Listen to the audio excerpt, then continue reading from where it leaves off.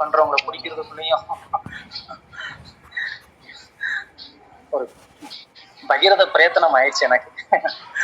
எப்படியோ வந்து பகவானோட கருணையினால வந்து இப்போ வந்து இந்த இவங்க பேர் ரதி மாதாஜி பகவான் வந்து இவங்களை நமக்கு வந்து ஏற்பாடு செஞ்சு கொடுத்துருக்குறாங்க. அதனால மாதாஜிக்கு முதல்ல நான் நன்றி சொல்லிக்கிறேன். ಥ್ಯಾಂಕ್ ಯು ಮಾತಾಜಿ. ಆಕ್ಚುಲಿ ಪ್ರಭು ಏನ್ ಹೇಳ್ತಾ ಇದ್ದಾರೆ ಅಂದ್ರೆ ತಮಿಳ್ ತಿಳ್ಕೊಂಡು ಕನ್ನಡದಲ್ಲಿ ಅನುವಾದ ಮಾಡುವ ಭಕ್ತರು ಸಿಗೋದು ತುಂಬಾ ಕಷ್ಟ ಆಗಿತ್ತು. ಹಾಗಾಗಿ ತುಂಬಾ ಪ್ರಯತ್ನದ ನಂತರ ಪ್ರಭು ನನ್ಗೆ ಈ ಸೇವೆಯನ್ನ ನೀಡಿದ್ದಾರೆ. ಸೊ ಮೊದಲನೇ ವಿಷಯವಾಗಿ ಪ್ರಭುಗೆ ಧನ್ಯವಾದಗಳನ್ನ ನಾನು ತಿಳಿಸ್ಕೋಬೇಕು. ಇಂತ ಒಂದು ಸೇವೆ ನನಗೆ ದೊರಕಿರೋದಕ್ಕೋಸ್ಕರ. ಹರೇ ಕೃಷ್ಣ. ಥ್ಯಾಂಕ್ ಯು ಮಾತಾಜಿ. ಸೊ மாதாஜி வந்ததுனால இன்னைக்கு வந்து கன்னட பிரியர்களுக்கு கன்னடமும் இருக்கு. ಸೊ ಹಾಗಾಗಿ ಪ್ರಭು ಹೇಳ್ತಾ ಇದ್ದಾರೆ ಕನ್ನಡವನ್ನ ಅರಿತವರಿಗೆ ಮಾತಾಜಿ ಕನ್ನಡದಲ್ಲಿ ಟ್ರಾನ್ಸ್ಲೇಟ್ ಮಾಡ್ತೀನಿ. ಹಾಗಾಗಿ ಕನ್ನಡದಲ್ಲೇ ನೀವು ಶಿಷ್ಟಾಷ್ಟಕ ಸೆಮಿನಾರನ್ನ ತುಂಬಾ ಅದ್ಭುತವಾಗಿ ಕೇಳ್ಬೋದು. ஸோ இந்த செமினார் நம்ம பேசிக்கலி ஏற்கனவே சொல்லியிருந்த மாதிரி ஸ்ரீல பக்தி வினோத் தாக்கூர் அவருடைய விளக்க உரை கமெண்ட்ரி, அதுக்கு பேர் வந்து ஸ்ரீ சண்மோதன பாஷ்யம்னு பேரு. அதுல இருந்து நம்ம வந்து பார்ப்போம். ಸೊ ಹೇಳಿದ ಹಾಗೆ ಈ ಶಿಷ್ಟಾಷ್ಟಕಮನ್ನ ಮುಂಚೆ ಭಕ್ತಿ ವಿನೋದ್ ಠಾಕೂರ್ ಅವರು ಬರೆದಿರುವ ಸಂದರ್ಭದಿಂದ ತಗೊಂಡಲಾಗಿದೆ. ಕಮೆಂಟ್ರಿಯಿಂದ ತಗೊಂಡಲಾಗಿದೆ. ஸோ சண்மோதன பாஷ்யம் அப்படின்னு சொன்னா என்ன அர்த்தம்னா, சண்மோதனா சத்கள் அப்படின்னு சொன்னா அவங்க வந்து சாதுக்கள், மோதனா அவங்களுக்கு வந்து பிரியத்தை ஏற்படுத்தக்கூடியது, இல்லைன்னா மகிழ்ச்சியை கொடுக்கக்கூடியது. ஸோ பக்தர்களுக்கு மகிழ்ச்சியை கொடுக்கக்கூடியதுன்னு அர்த்தம் சண்மோதன பாஷ்யம் அப்படின்னா. ಸಂಬೋಧನ ಭಾಷೆ ಅಂತ ಹೇಳಿದ್ರೆ ಸಂಬೋಧನ ಅಂದ್ರೆ ಭಕ್ತರು ಅಥವಾ ಸಾಧುಗಳು ಅಂತ ಹೇಳ್ತಾರೆ. ಬೋಧನಾ ಅಂತ ಪ್ರಿಯವಾದದ್ದು. ಸೊ ಭಕ್ತರಿಗೆ ಪ್ರಿಯವಾದದ್ದನ್ನ ತಿಳಿಸಿಕೊಡುವುದೇ ಸಂಬೋಧನ ಅಂತ ಹೇಳ್ತಾರೆ. அதுக்கும் மேல வந்து பக்தி வினோத் டாக்கூர் இந்த சிஷ்டாரசத்தினுடைய 8 பாடல்களுக்குமே அவர் வந்து தனிப்பட்ட முறையில வந்து பாடல்கள் எழுதியிருக்கிறார். ಶಿಷ್ಟಾಷ್ಟಕಮನ್ನ ಭಕ್ತಿ ವಿನೋದ್ ಠಾಕೂರ್ ಅವರು ತನ್ನ 8 ಅಷ್ಟಾಂಗಗಳನ್ನ ಅಂದ್ರೆ 8 ಪದಗಳನ್ನ ಅವರೇ ಅವರ ವಿಧವಾದ ಕಮೆಂಟ್ರಿಗಳನ್ನ ನೀಡಲಾಗಿದೆ. ಅದ್ರ ಮೇಲೆ ಅವರು ಅನೇಕ ಹಾಡುಗಳನ್ನ ಕೂಡ ಬರ್ತಿದ್ದಾರೆ, ಅಂದ್ರೆ ಕೀರ್ತನೆಗಳನ್ನ ಬರ್ತಿದ್ದಾರೆ ಎಂಬುದೇ ಅರ್ಥ. பக்தி வினோத் தாக்கூருடைய கீதாவளி அப்படிங்கிற அந்த பஜனை பாடல்கள் பக்தர்களுக்கு பொதுவா தெரிஞ்சிருக்கும். அதுல இந்த சிஷ்டாசகத்திற்கான பாடல்களும் வந்து இருக்கு. ಭಕ್ತಿ ವಿನೋದ್ ಠಾಕೂರ್ ಅವರು ಬರ್ದಿರುವ ಗೀತಾವಳಿ ಎಂಬುದರಲ್ಲಿ ಈ ಒಂದು 8 ಪ್ಯಾರಾಗ್ರಾಫ್ ಆಗಿರುವ ಶಿಷ್ಟಾಷ್ಟಕವನ್ನ ಕೂಡ ನಾವು ನೋಡಬಹುದು. அதுக்கும் மேல பக்தி வினோத் டாக்கூர் வந்து பஜன் ரகசியம் அப்படின்னு சொல்லி ஒரு புஸ்தகம் எழுதியிருக்கிறார். அந்த பஜன் ரகசியம்ங்கிற அந்த புஸ்தகத்திலையும் சிஷ்டாசகத்திற்கான விளக்க உரை அங்கேயும் கொடுத்திருக்கிறார். ಭಜನ್ ರಹಸ್ಯ ಅಂತ ಹೇಳುವ ಒಂದು ಪದದಲ್ಲಿ ಕೂಡ ಭಕ್ತಿ ವಿನೋದ್ ಠಾಕೂರ್ ಅವರು ಈ ಶಿಷ್ಟಾಷ್ಟಕದ ಮಹಾತ್ಮ್ಯಗಳನ್ನ ತಿಳಿಸಿಕೊಟ್ಟಿದ್ದಾರೆ. சோ அந்த பஜன் ரகசியத்துல இருந்தும் நம்ம சில மேற்கோள்கள் இந்த வகுப்புல பார்ப்போம். ಸೊ ಹಾಗಾಗಿ ಈ ಒಂದು ಸೆಮಿನಾರ್ ಅಲ್ಲಿ ನಾವು ಆ ಭಕ್ತಿ ರಹಸ್ಯವನ್ನ ಅಂದ್ರೆ ಗೀತ ರಹಸ್ಯವನ್ನ ಭಜನ್ ರಹಸ್ಯವನ್ನ ನಾವು ತಿಳ್ಕೊಳ್ಳುತ್ತಿದ್ದೀವಿ. அதுக்கப்புறமா பக்தி சித்தாந்த சரஸ்வதி டாக்கூர் அவர் வந்து இதுக்கு விளக்க உரை எழுதியிருக்கிறாரு. அதுக்கு பேரு விவ்ருத்தி அப்படின்னு பேரு. விவ்ருத்தி அப்படின்னாலும் கமெண்ட்ரின்னு தான் அர்த்தம். ಸೊ ಭಕ್ತಿ ವಿನೋದ್ ಠಾಕೂರ್ ಅವರು ವಿವೃತ್ತಿ ಅಂತ ಒಂದು ವಿಷಯವನ್ನ ತಿಳಿಸಿಕೊಟ್ಟಿದ್ದಾರೆ. ಅದಕ್ಕೂ ಒಂದು ಅರ್ಥ ಏನಪ್ಪಾ ಅಂದ್ರೆ it is also a commentary.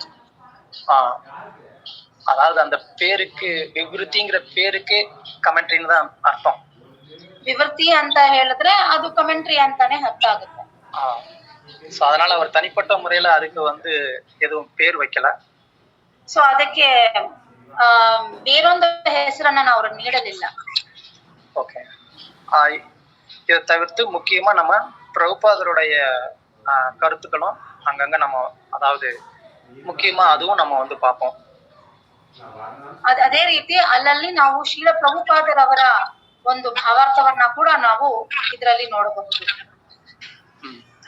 So இன்னைக்கு பொதுவா நம்ம வந்து பார்க்க போறது என்ன அப்படின்னு கேட்டா, இந்த சிஷ்டாஷ்டகம்ங்கிறது எப்படி உருவானது, அதுக்கப்புறமா வந்து இதோடைய முக்கியத்துவம் என்ன, எதனால வந்து சைத்தன்ய மகாபிரபு வந்து நாம சங்கீர்த்தனத்துக்கு வந்து பிரதானமா முக்கியத்துவம் கொடுத்தாரு, அதுலயும் சைத்தன்ய மகாபிரபுவா கிருஷ்ணர் வந்து இந்த நாம சங்கீர்த்தனத்தை பிரச்சாரம் பண்ணுவதற்கான அவசியம் என்ன, இது எல்லாம் நம்ம இன்னைக்கு பார்ப்போம்.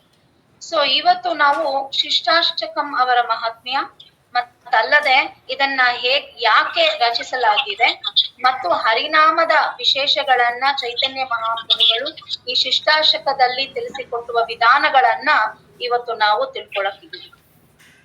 ಯಾ ಸೊ சைத்தன்ய மகாபிரபு இந்த நாம சங்கீர்த்தனத்திற்கு அவர் முக்கியத்துவம் கொடுத்தது தவிர, அவர் சைத்தன்ய மகாபிரபுவை அவதாரம் பண்றதுக்கான காரணம் என்ன அப்படிங்கிறதை நம்ம வந்து தெரிஞ்சுக்கிட்டோம் அப்படின்னு சொன்னாதான் நம்மளால இந்த சிஷ்டாஷ்டகத்துடைய முக்கியத்துவம் என்னங்கிறத வந்து புரிஞ்சுக்க முடியும். ಚೈತನ್ಯ ಮಹಾಪ್ರಭುಗಳು ಅವತರಿಸಿದ್ದು ಯಾಕೆ ಮತ್ತು ಈ ಶಿಷ್ಟಾಷ್ಟಕವನ್ನ ರಚಿಸಿದ್ದು ಯಾಕೆ ಎಂಬುದನ್ನ ನಾವು ಮೊದಲು ತಿಳ್ಕೊಂಡ್ರೇನೆ ನಮಗೆ ಇದು ಪೂರ್ಣಾವತಿಯಾಗಿ ಅರ್ಥ ಆಗುವುದು. சைத்தன்ய மகாபிரபு அதாவது சாக்ஷாத் ஸ்வயம் பகவான், அவர் வந்து ஒரு பக்த அவதாரமா இங்க வந்து தோன்றி எந்த மாதிரியான ஒரு பாவத்தை அவர் வந்து அனுபவிச்சாரு, அந்த அதே பாவத்தை அவர் நம்ம எல்லாருக்குமே வந்து இந்த நாம சங்கீர்த்தனத்தின் மூலமாவே கொடுத்திருக்கிறார். ಸೊ ಚೈತನ್ಯ ಮಹಾಪ್ರಭುಗಳು ಸಾಕ್ಷಾತ್ ಭಗವಂತನಾಗಿರುವುದರಿಂದ ಆತನು ಭಕ್ತ ರೂಪಗೊಂಡು ನಮಗೆಲ್ಲರಿಗೂ ಹರೇ ಕೃಷ್ಣ ಮಹಾಮಂತ್ರವನ್ನ ಅಂದ್ರೆ ಹರಿನಾಮವನ್ನ ಹೇಗೆ ಅದರಿಂದ ಭಾವ ತಗೋಬಹುದು, ಯಾವ ಭಾವದಿಂದ ಒಬ್ಬ ಭಕ್ತನು ಇರಬೇಕು ಎಂಬುದನ್ನ ಚೈತನ್ಯ ಮಹಾಪ್ರಭುಗಳು ಇಲ್ಲಿ ತಿಳಿಸಿಕೊಟ್ಟಿದ್ದಾರೆ. இந்த சைத்தன்ய மகாபிரபுவோடைய அந்த பாவத்தை நம்ம புரிஞ்சுக்கிறது வந்து ரொம்ப ரொம்ப முக்கியம். ஏன்னா அப்பனாதான் இந்த சிஷ்டாஷ்டகத்துக்கு நம்ம அந்த ಮುಖ್ಯತ್ವத்தை நம்ம வந்து கொடுக்கணும். ನಮಗೆ ಚೈತನ್ಯ ಮಹಾಪ್ರಭು ಅವರುಗಳ ಭಾವವನ್ನ ನಾವು ಮೊದಲು ಅರಿತುಕೊಳ್ಳಬೇಕು. ನಮಗೆ ಅರಿತರೆ ಮಾತ್ರ ನಮಗೆ ಈ ಶಿಷ್ಟಾಷ್ಟಕದ ಒಳ ಅರ್ಥವು ಅರ್ಥ ಆಗುತ್ತದೆ. ஏன்னா பகவான் வந்து சைத்தன்ய மகாபிரபுவை அவதாரம் பண்ணி அவர் நமக்காக கொடுத்திருக்கக்கூடிய ஒரே ஒரு இன்ஸ்ட்ரக்ஷன் அது என்னன்னா இந்த சிஷ்டாஷ்டகம் மட்டும்தான். ಚೈತನ್ಯ ಮಹಾಪ್ರಭುಗಳು ನಮಗೆ ನೀಡಿರುವ ಒಂದೇ ಉಪದೇಶ ಅದು ಯಾವುದು ಅಂದ್ರೆ ಈ ಶಿಷ್ಟಾಷ್ಟಕ. எப்படின்னா தமிழ்ல வந்து ஆண்டாள் சொல்லுவாங்க, ஆண்டாள் வந்து திருப்பாவை வந்து பாடினாங்க. அதுல வந்து 30 பாசுரங்கள் இருக்கும். அந்த 30 பாசுரங்களும் வந்து வேதத்தின் சாரம் அப்படின்னு வந்து சொல்லுவாங்க.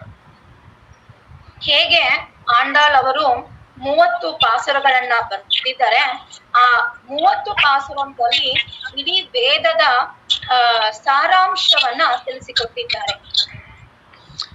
சோ அதே மாதிரி சைத்தன்ய மகாபிரபு சாக்ஷாத் பகவான், பகவானுடைய சுவாசத்திலிருந்து தான் வேதம் வருது அப்படின்னு வந்து சாஸ்திரங்கள் சொல்லுது. ஸோ அப்படிப்பட்ட அந்த பகவானுடைய திருவாயிலிருந்து வந்த இந்த 8 ஸ்லோகங்களும் அதுவும் சாக்ஷாத் வேதம் தான். ಸೊ ಚೈತನ್ಯ ಮಹಾಪ್ರಭುಗಳು ಸಾಕ್ಷಾತ್ ಭಗವಂತನಾಗಿರೋದ್ರಿಂದ ಭಗವಂತನ ಬಂದು ಉಸಿರಾಟದಿಂದ ಬಂದಿರೋದೇ ಈ ವೇದಗಳಾಗಿರೋದ್ರಿಂದ ಆ ಇಡೀ ವೇದದ ಸಾರಾಂಶವು ಈ ಶಿಷ್ಟಾಷ್ಟಕ ಆಗಿರೋದ್ರಿಂದ ಇದನ್ನ ಕಲಿಯೋದು ತುಂಬಾ ಅಗತ್ಯವಾಗಿದೆ. ஸோ அதனால நம்ம மொத்த வேதங்களும் படிச்சு எந்த சாரத்தை நாம வந்து புரிந்து கொள்வோமோ, எது வந்து வேதத்துல வந்து மிக உன்னதமான விஷயமா சொல்லப்பட்டிருக்கோ, எது வேதங்களை படிச்சதுக்கு அப்புறமா கூட அதனுடைய சாரம் இதுதான்னு வந்து கண்டுபிடிக்க முடியாம கஷ்டப்படுறாங்களோ அவங்களுக்காக சைத்தன்ய மகாபிரபு அதனுடைய சாரத்தை இந்த 8 பாடல்கள்ல வந்து கொடுத்திருக்கிறார். ಚೈತನ್ಯ ಮಹಾಪ್ರಭುಗಳು ಸರಳವಾಗಿ ವೇದವನ್ನ ಯಾರಿಗೆ ಅರಿತುಕೊಳ್ಳಲಾಗದೇ ಇರುವವರಿಗೆ ಈ ಶಿಷ್ಟಾಷ್ಟಕ ಮುಖಾಂತರ ಭಗವಂತ ಇಡೀ ವೇದವನ್ನ சாரವಾಗಿ நீடிரோதே ಇದರ ಅರ್ಥ. சோ அப்போ அந்த அளவுக்கு இந்த சிஷ்டாஷ்டகத்துல கருத்துக்கள் வந்து இருக்கு அப்படிங்கிறத நம்ம வந்து தெரிஞ்சுக்கணும். ಹಾಗಾಗಿ ಶಿಷ್ಟಾಷ್ಟಕಂದಲ್ಲಿ ನಾವು ಕಲಿತುಕೊಳ್ಳುವ ಅನೇಕ ವಿಷಯಗಳು ಅಡಗಿದೆ ಎಂಬುದೇ ಆಗಿದೆ. ஓகே, இங்க இருக்கிறவங்கள எத்தனை பேர் வந்து சிஷ்டாஷ்டகம் மனப்பாடமா தெரியும்?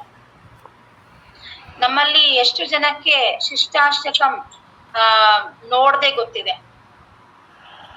டிஜிட்டல் ஹேண்ட் பண்ணுங்க போதும். யா 9 பேரு, ஆல்மோஸ்ட் 40க்கு மேல இருக்கிறீங்க. 10 பேருக்கு தான் தெரியுமா? ஓகே பிரபு, எனக்கு தெரியும். ஆண்ட்ரேஸ் போல பிரபு. ஓகே, பரவாயில்ல. Okay, thank you very much. பண்ணிட்டேன்னு நினைக்கிறேன். ஹரே கிருஷ்ணா.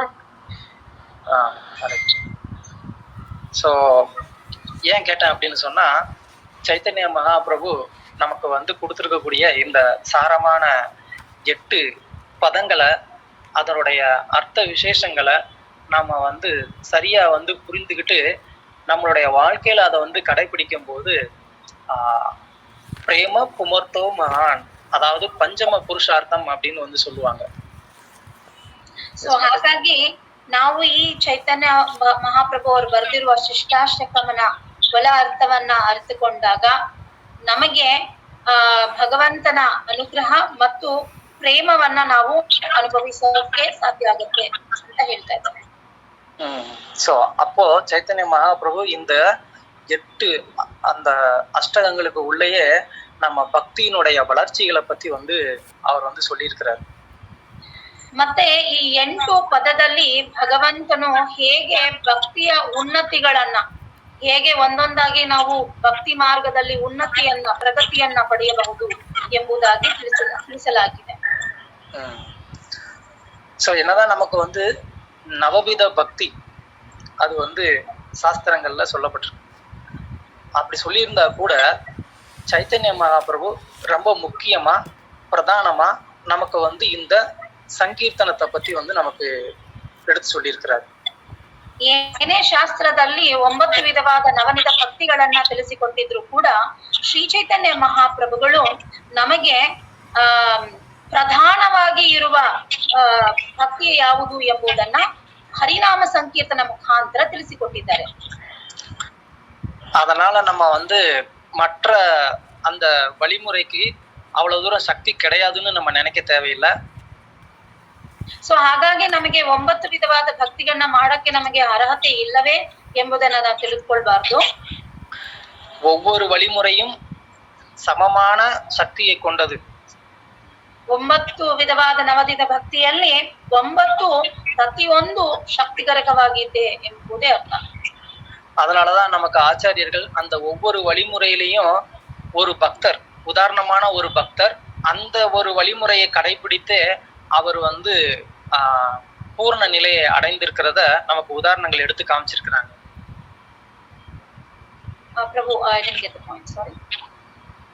அதாவது இந்த 9 வழிமுறைகள் மூலமா, அதாவது ஒவ்வொரு வழிமுறையும் தனிப்பட்ட ஒரு பக்தர், ஒரு ஆச்சாரியர் அவங்க கடைபிடித்து அவங்க வந்து லிபரேட் ஆயிருக்காங்க. ಸೊ ಹಾಗಾಗಿ ಈ ನವನಿಧ ಭಕ್ತಿಯನ್ನ ಉದಾಹರಣೆಯಾಗಿ ಹೇಳುವ ಹಾಗೆ ಒಬ್ಬೊಬ್ಬ ಭಕ್ತನನ್ನ ಮುಂದುವರಿಸುತ್ತಾ ಈ ಭಕ್ತಿಯನ್ನ ಸಂಪೂರ್ಣವಾಗಿ ಪ್ರತಿಯೊಂದು ನವನಿಧ ಭಕ್ತಿಯನ್ನ ಉದ್ಧರಿಸುವ ಹಾಗೆ ಒಂದು ವಿಧವಾದ ಭಕ್ತನು ಆ ಒಂದು ಮಾರ್ಗವನ್ನ ಫಾಲೋ ಮಾಡ್ತಾ ಅವ್ರಿಗೆ ಮುಕ್ತಿಯನ್ನ ತುಂಬಿಕೊಂಡಿದ್ದಾರೆ. உதாரணத்துக்கு வந்து சிரவணத்திற்கு யாரு வந்து உதாரணமா ஆச்சாரியர்கள் எடுத்து சொல்லியிருக்கிறாங்க? பரீட்சித் மகராஜ். சிரவணத்துக்கு பரீட்சித் மகராஜ். அது மாதிரி ஒரு விதமான பக்தி தொண்டுக்கும் ஒருத்தவங்க வந்து இருக்கிறாங்க. அதனால எதுவுமே வந்து ஒண்ணுக்கு ஒண்ணு குறைஞ்சது கிடையாது. ಸೊ ಹೇಗೆ ನಾವು ನೋಡಿದ್ರೆ ಈ 9 ನವನಿಧ ಭಕ್ತಿಯಲ್ಲಿ ಒಂದೊಂದು ಭಕ್ತಿ ವಿಧಾನಕ್ಕೂ ಒಂದೊಂದು ಭಕ್ತರಿದ್ದಾರೋ ಅದೇ ರೀತಿ ಎಲ್ಲಾ ವಿಧವಾದ ಭಕ್ತಿನೂ ಉತ್ತಮವೇ. ಯಾವುದು ಒಂದು ಮೇಲೆ ಕೆಳಗಡೆ ಯಾವುದು ಸಾಧ್ಯವೇ ಇಲ್ಲ ಅಂತ ಹೇಳ್ತಾರೆ. ஆனாலும் ஸ்டில் ஏன் சைத்தன்ய மகாபிரபு அப்ப சங்கீர்த்தனத்துக்கு வந்து முக்கியத்துவம் கொடுத்தாரு? ಇಷ್ಟೆಲ್ಲ ಇದ್ರೂ ಕೂಡ ಚೈತನ್ಯ ಮಹಾಪ್ರಭುಗಳು ಹರಿನಾಮ ಸಂಕೀರ್ತನಕ್ಕೆ ಯಾಕೆ ಮುಖ್ಯತ್ವವನ್ನ ನೀಡಲಾಗಿದ್ದಾರೆ? யாராவது சொல்லுங்க பார்க்கலாம். ಯಾರಾದ್ರೂ ಹೇಳ್ತೀರಾ? எல்லாமே ஹேண்ட் ரைஸ் ஆயிருக்கு, யார சொல்றது? ஓகே, யாராவது ஒருத்தவங்க சொல்லுங்க. சீத்தல கேசவி மாதாஜி சொல்லுங்க. ஹரே கிருஷ்ண பிரபு. ஹரிநாமம் வந்து இந்த கலியுகத்துல வந்து புனிதமானது. அதை எல்லா பாவங்களையும் போகக்கூடியது. பகவான் வந்து கலிகாலை நாம ரூபேன கிருஷ்ண அவதாரேன அந்த ரூபத்துல வந்திருக்காரு. சோ எல்லா மக்களுக்கும் இது உரியது. அதுக்கு ரொம்ப ஸ்பெஷலான பிரபு. ஹரே கிருஷ்ணா. தேங்க்யூ பிரபு. ஓகே, சைத்தன்ய மகாபிரபு இந்த சங்கீர்த்தனத்துக்கு வந்து முக்கியமான பிரதானம் கொடுத்ததுக்கான காரணம் என்ன அப்படின்னு கேட்டா, எஸ், ஒரு பாயிண்ட் என்ன அப்படின்னு சொன்னா, மாதாஜி சொன்ன மாதிரி இது யுக தர்மம் நாம சங்கீர்த்தனம்.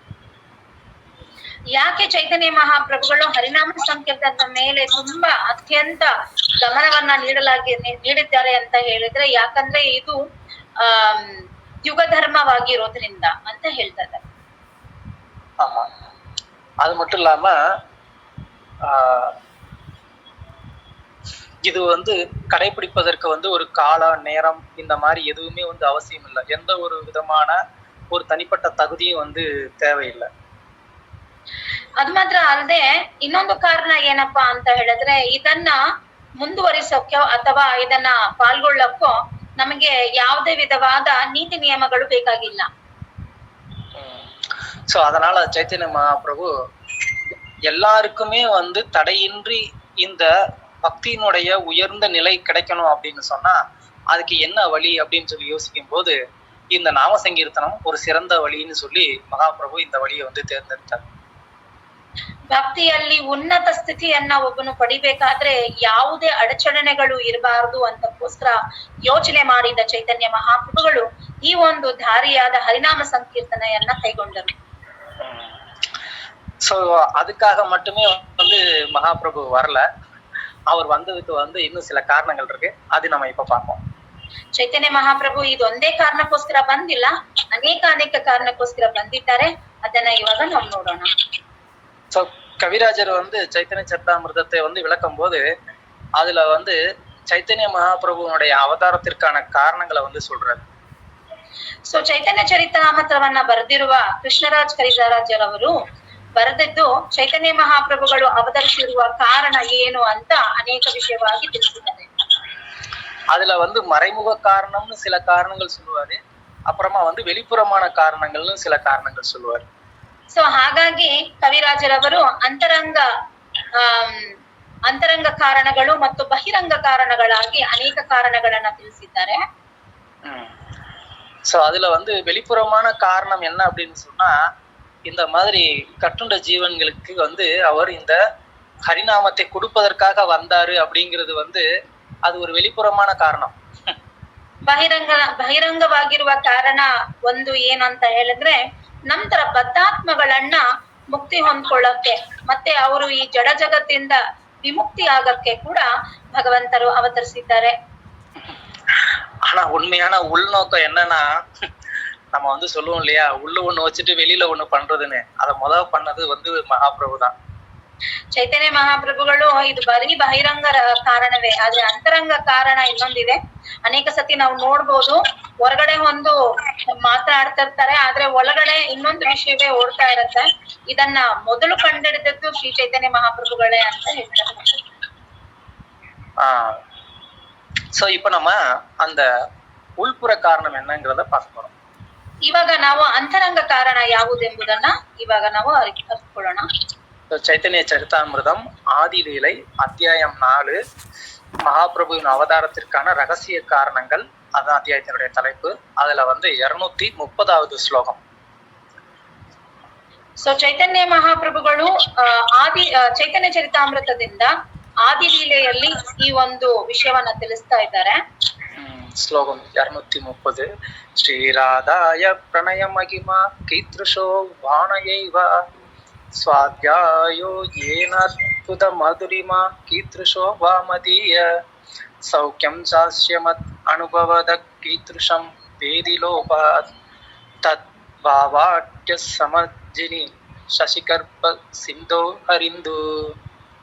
அதாவது 3 காரணம் வந்து இங்க வந்து சொல்றாங்க.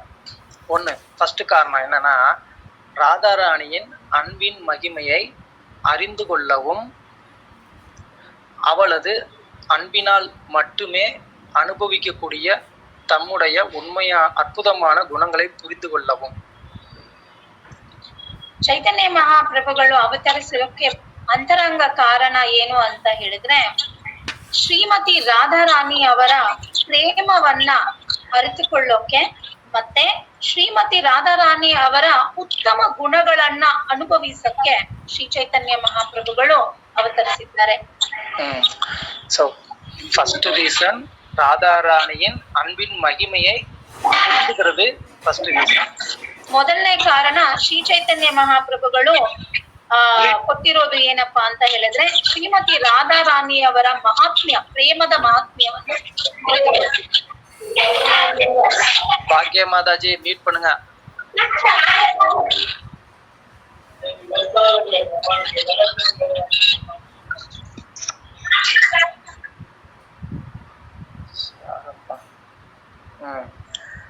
ரெண்டாவது காரணம் வந்து என்னன்னா, ராதாராணியினுடைய ஸ்பெசிபிக்கான அந்த அன்புனால மட்டுமே கிருஷ்ணருடைய குவாலிட்டி குணங்களை வந்து புரிஞ்சுக்கிறது. ಎರಡನೇ ಕಾರಣ ಏನಪ್ಪಾ ಅಂತ ಹೇಳಿದ್ರೆ, ಶ್ರೀಮತಿ ರಾಧಾರಾಣಿ ಅವರ ಪ್ರೇಮವನ್ನ ಮತ್ತು ಅದರ ಒಂದು ವಿಶೇಷವನ್ನ ಬರೀ ಕೃಷ್ಣನ್ ಮಾತ್ರ ಅರ್ಥ ಮಾಡ್ಕೊಳ್ಳಕ್ ಸಾಧ್ಯ ಎಂಬುದೇ ಇದರ ಅರ್ಥ ಆಗುತ್ತೆ. மூணாவது காரணம் என்னன்னா, ராதாராணி அந்த அன்புனால அவங்க அடையக்கூடிய அந்த ஆனந்தம் அது வந்து ಕೃಷ್ಣರ್ನಾಳೆಯೇ ಪುರಿಂಜಿಕ முடியல. ರಾಧಾರಾಣಿ ಅವರು ಅನುಭವಿಸುವ ಪ್ರೇಮ ಮತ್ತು ಆನಂದ, ಕೃಷ್ಣನನ್ನ ನೋಡಿದಾಗ, ಕೃಷ್ಣನ ಸೇವೆ ಮಾಡಿದಾಗ ಏನ್ ಆನಂದವನ್ನ ಪಡಿತಾ ಇದ್ದಾರಲ್ಲ, ಅದು ಕೃಷ್ಣನ್ಗೆ ಅರ್ಥ ಆಗ್ತಾ ಇಲ್ಲ. ಅದಕ್ಕೋಸ್ಕರ ಅದನ್ನ ಅರ್ಥ ಮಾಡ್ಕೊಳ್ಳಕ್ಕೆ ಚೈತನ್ಯ ಮಹಾಪ್ರಭು ಅವತರಿಸಿದ್ದಾರೆ. இந்த 3 காரணங்கள் தான் அங்க வந்து சொல்லியிருக்கிறார். ಸೊ ಇದು 3 ಕಾರಣಗಳು ಯಾಕೆ ಶ್ರೀ ಚೈತನ್ಯ ಮಹಾಪ್ರಭುಗಳು ಅವತರಿಸಿದ್ದಾರೆ. ಸೊ இப்போ 3 காரணங்கள் நமக்கு வந்து தெரிஞ்சிருக்கு. அப்போ இந்த காரணங்கள் 3 காரணத்தினால கிருஷ்ணர் வந்து யோசிக்கிறார். ಈ 3 ಕಾರಣಗಳನ್ನ ತಿಳಿದ ಮೇಲೆ ಕೃಷ್ಣರು ಯೋಚನೆ ಮಾಡ್ತಾ ಇದ್ದಾನೆ. கிருஷ்ணர் வந்து திங்க் பண்றாரு. அமஹயிதே ஆனந்தித ஹய திரிபுவன ஆமாகே ஆனந்த தீபே ஐசே கோஞ்சன. அதாவது இந்த மொத்த உலகத்துக்குமே வந்து ஆனந்தம் என்கிட்ட இருந்து கிடைக்குது.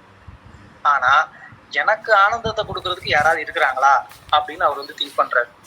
ಕೃಷ್ಣ ಯೋಚನೆ ಮಾಡ್ತಾ ಇದ್ದಾರಂತೆ, ನನ್ನಿಂದಾನೇ ಎಲ್ಲರಿಗೂ ಆನಂದ ದೊರಕ್ತಾ ಇದೆ, ಆದ್ರೆ ನನಗೆ ಆನಂದ ನೀಡುವುದು ಯಾವುದು ಅಂತ ತುಂಬಾ ಕೃಷ್ಣ ಯೋಚನೆ ಮಾಡ್ತಿದ್ದಾನೆ. கிருஷ்ணரு அவர் தான் வந்து ஆனந்தத்தின் இருப்பிடம்.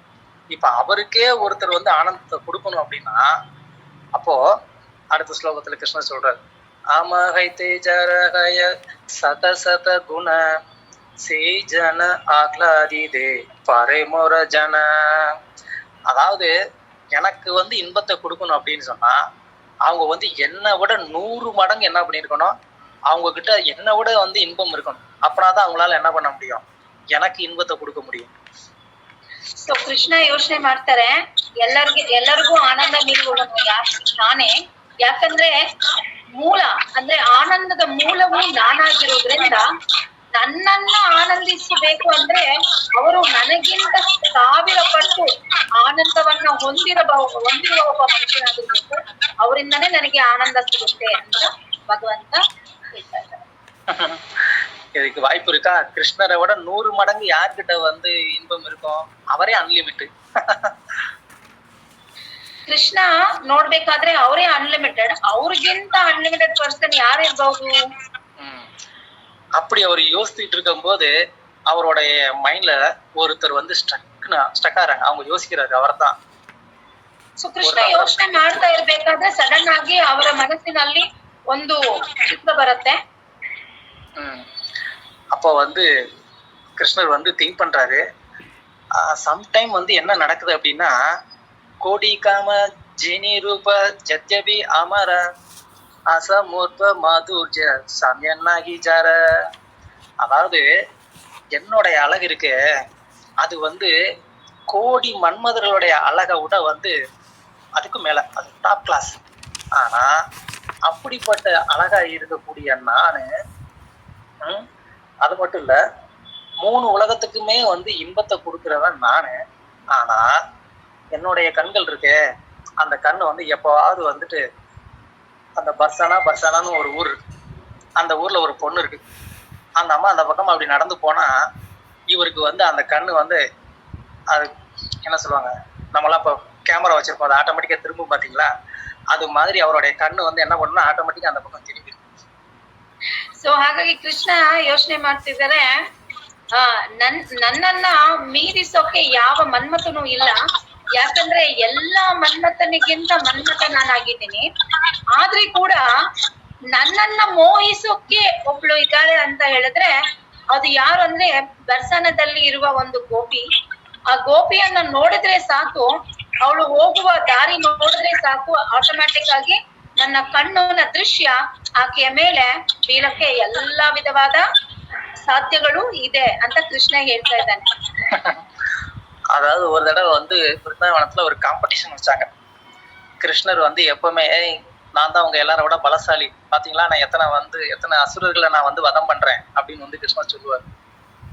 ಸೊ ಒಂದ್ಸತಿ ಒಂದು ಪೋಟಿ ನಡೆಯುತ್ತೆ ವೃಂದಾವನದಲ್ಲಿ. ಕೃಷ್ಣ ತನ್ನನ್ನ ತುಂಬಾ ಹೆಮ್ಮೆಗೊಳಿಸುತ್ತಾ ಹೇಳ್ತಾ ಇದ್ದಾನೆ ಎಲ್ರ ಹತ್ರನು, ನಾನ್ ತುಂಬಾ ಬಲಶಾಲಿ, ಎಲ್ಲ ರಾಕ್ಷಸರನ್ನ ನಾನು ಒಂದೇ ಕ್ಷಣದಲ್ಲಿ ಕೊಳ್ತಾ ಇದ್ದೀನಿ ನೋಡು ಅಂತ ಹೇಳ್ತಾರೆ.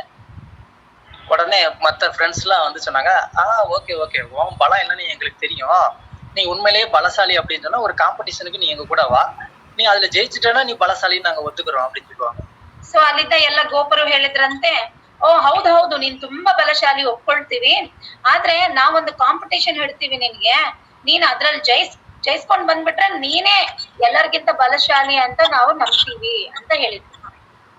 என்ன காம்படிஷன்லாம் நான் ரெடி, சொல்லு இப்பயே பண்ணுவோம் அப்படின்னு சொல்லி வந்து கிருஷ்ணா சொல்லுவாரு. ಕೃಷ್ಣ ತುಂಬಾ ಗರ್ವದಿಂದ ಹೇಳಿದ್ರಂತೆ, ಏನ್ ಕಾಂಪಿಟೇಷನ್ ಏನಂತ ಇವಾಗ ಮುಂದಿಡು, ಎಲ್ಲಾ ಕಾಂಪಿಟೇಷನ್ ಅಲ್ಲಿ ನಾನು ಜಯಿಸಿ ಬರ್ತೀನಿ ಅಂತ ಹೇಳಿದ್ರಂತೆ. அப்ப வந்து கோபர்கள்லாம் சொன்னாங்க, ஒண்ணும் இல்ல, இப்ப கொஞ்ச நேரத்துல அந்த பர்சானால இருந்து சில கோபியர்கள் இந்த பக்கமா வந்து தண்ணி எடுக்க போவாங்க, நீ ஒண்ணும் பண்ண வேண்டாம், இங்க உட்காந்து இந்த பசுமாட்டுல வந்து நீ பால் கறந்தா போதும் அப்படின்னு சொல்லுவாங்க. பால் சிந்தாம வந்து பால் கறந்தா போதும். ಸೊ ಕಾಂಪಿಟೇಷನ್ ಏನಪ್ಪಾ ಅಂತ ಹೇಳಿದ್ರೆ ಅವ್ರು ಹೇಳ್ತಾ ಇದಾರೆ ಗೋಪಂದ್ರು, ಕೃಷ್ಣ ಈ ಸ್ವಲ್ಪ ಹೊತ್ತಿನಲ್ಲಿ ಬರ್ಸಾನದಿಂದ ಅನೇಕ ಗೋಪಿಯರು ಬರ್ತಾರೆ ನೀರು ತಗೊಂಡು ಹೋಗಕ್ಕೆ ಬಾವಿಯಿಂದ, ನೀನ್ ಸುಮ್ನೆ ಅವ್ರನ್ನ ನೋಡ್ತಾ ಹಸುವಿಂದ ನೀನು ಹಾಲು ತುಂಬಿಸ್ಬೇಕು ಅಷ್ಟೇ. ஓகே இவ்வளவுதானே, ரொம்ப சாதாரணம், நான் பண்ணிடுவேன், எனக்கு ஒன்றும் பிரச்சனை இல்லை அப்படின்னு. ಸೊ ಇಮಿಡಿಯೇಟ್ಲಿ ಕೃಷ್ಣ ಹೇಳಿದ್ರಂತೆ, ಅಯ್ಯೋ ಅಷ್ಟೇ ತಾನೇ, ಇದು ನನ್ ತುಂಬಾ ಸುಲಭವಾಗಿದ್ದು ನಾನ್ ಮಾಡ್ತೀನಿ ಹೋಗು ಅಂತ ಹೇಳ್ತಾರೆ.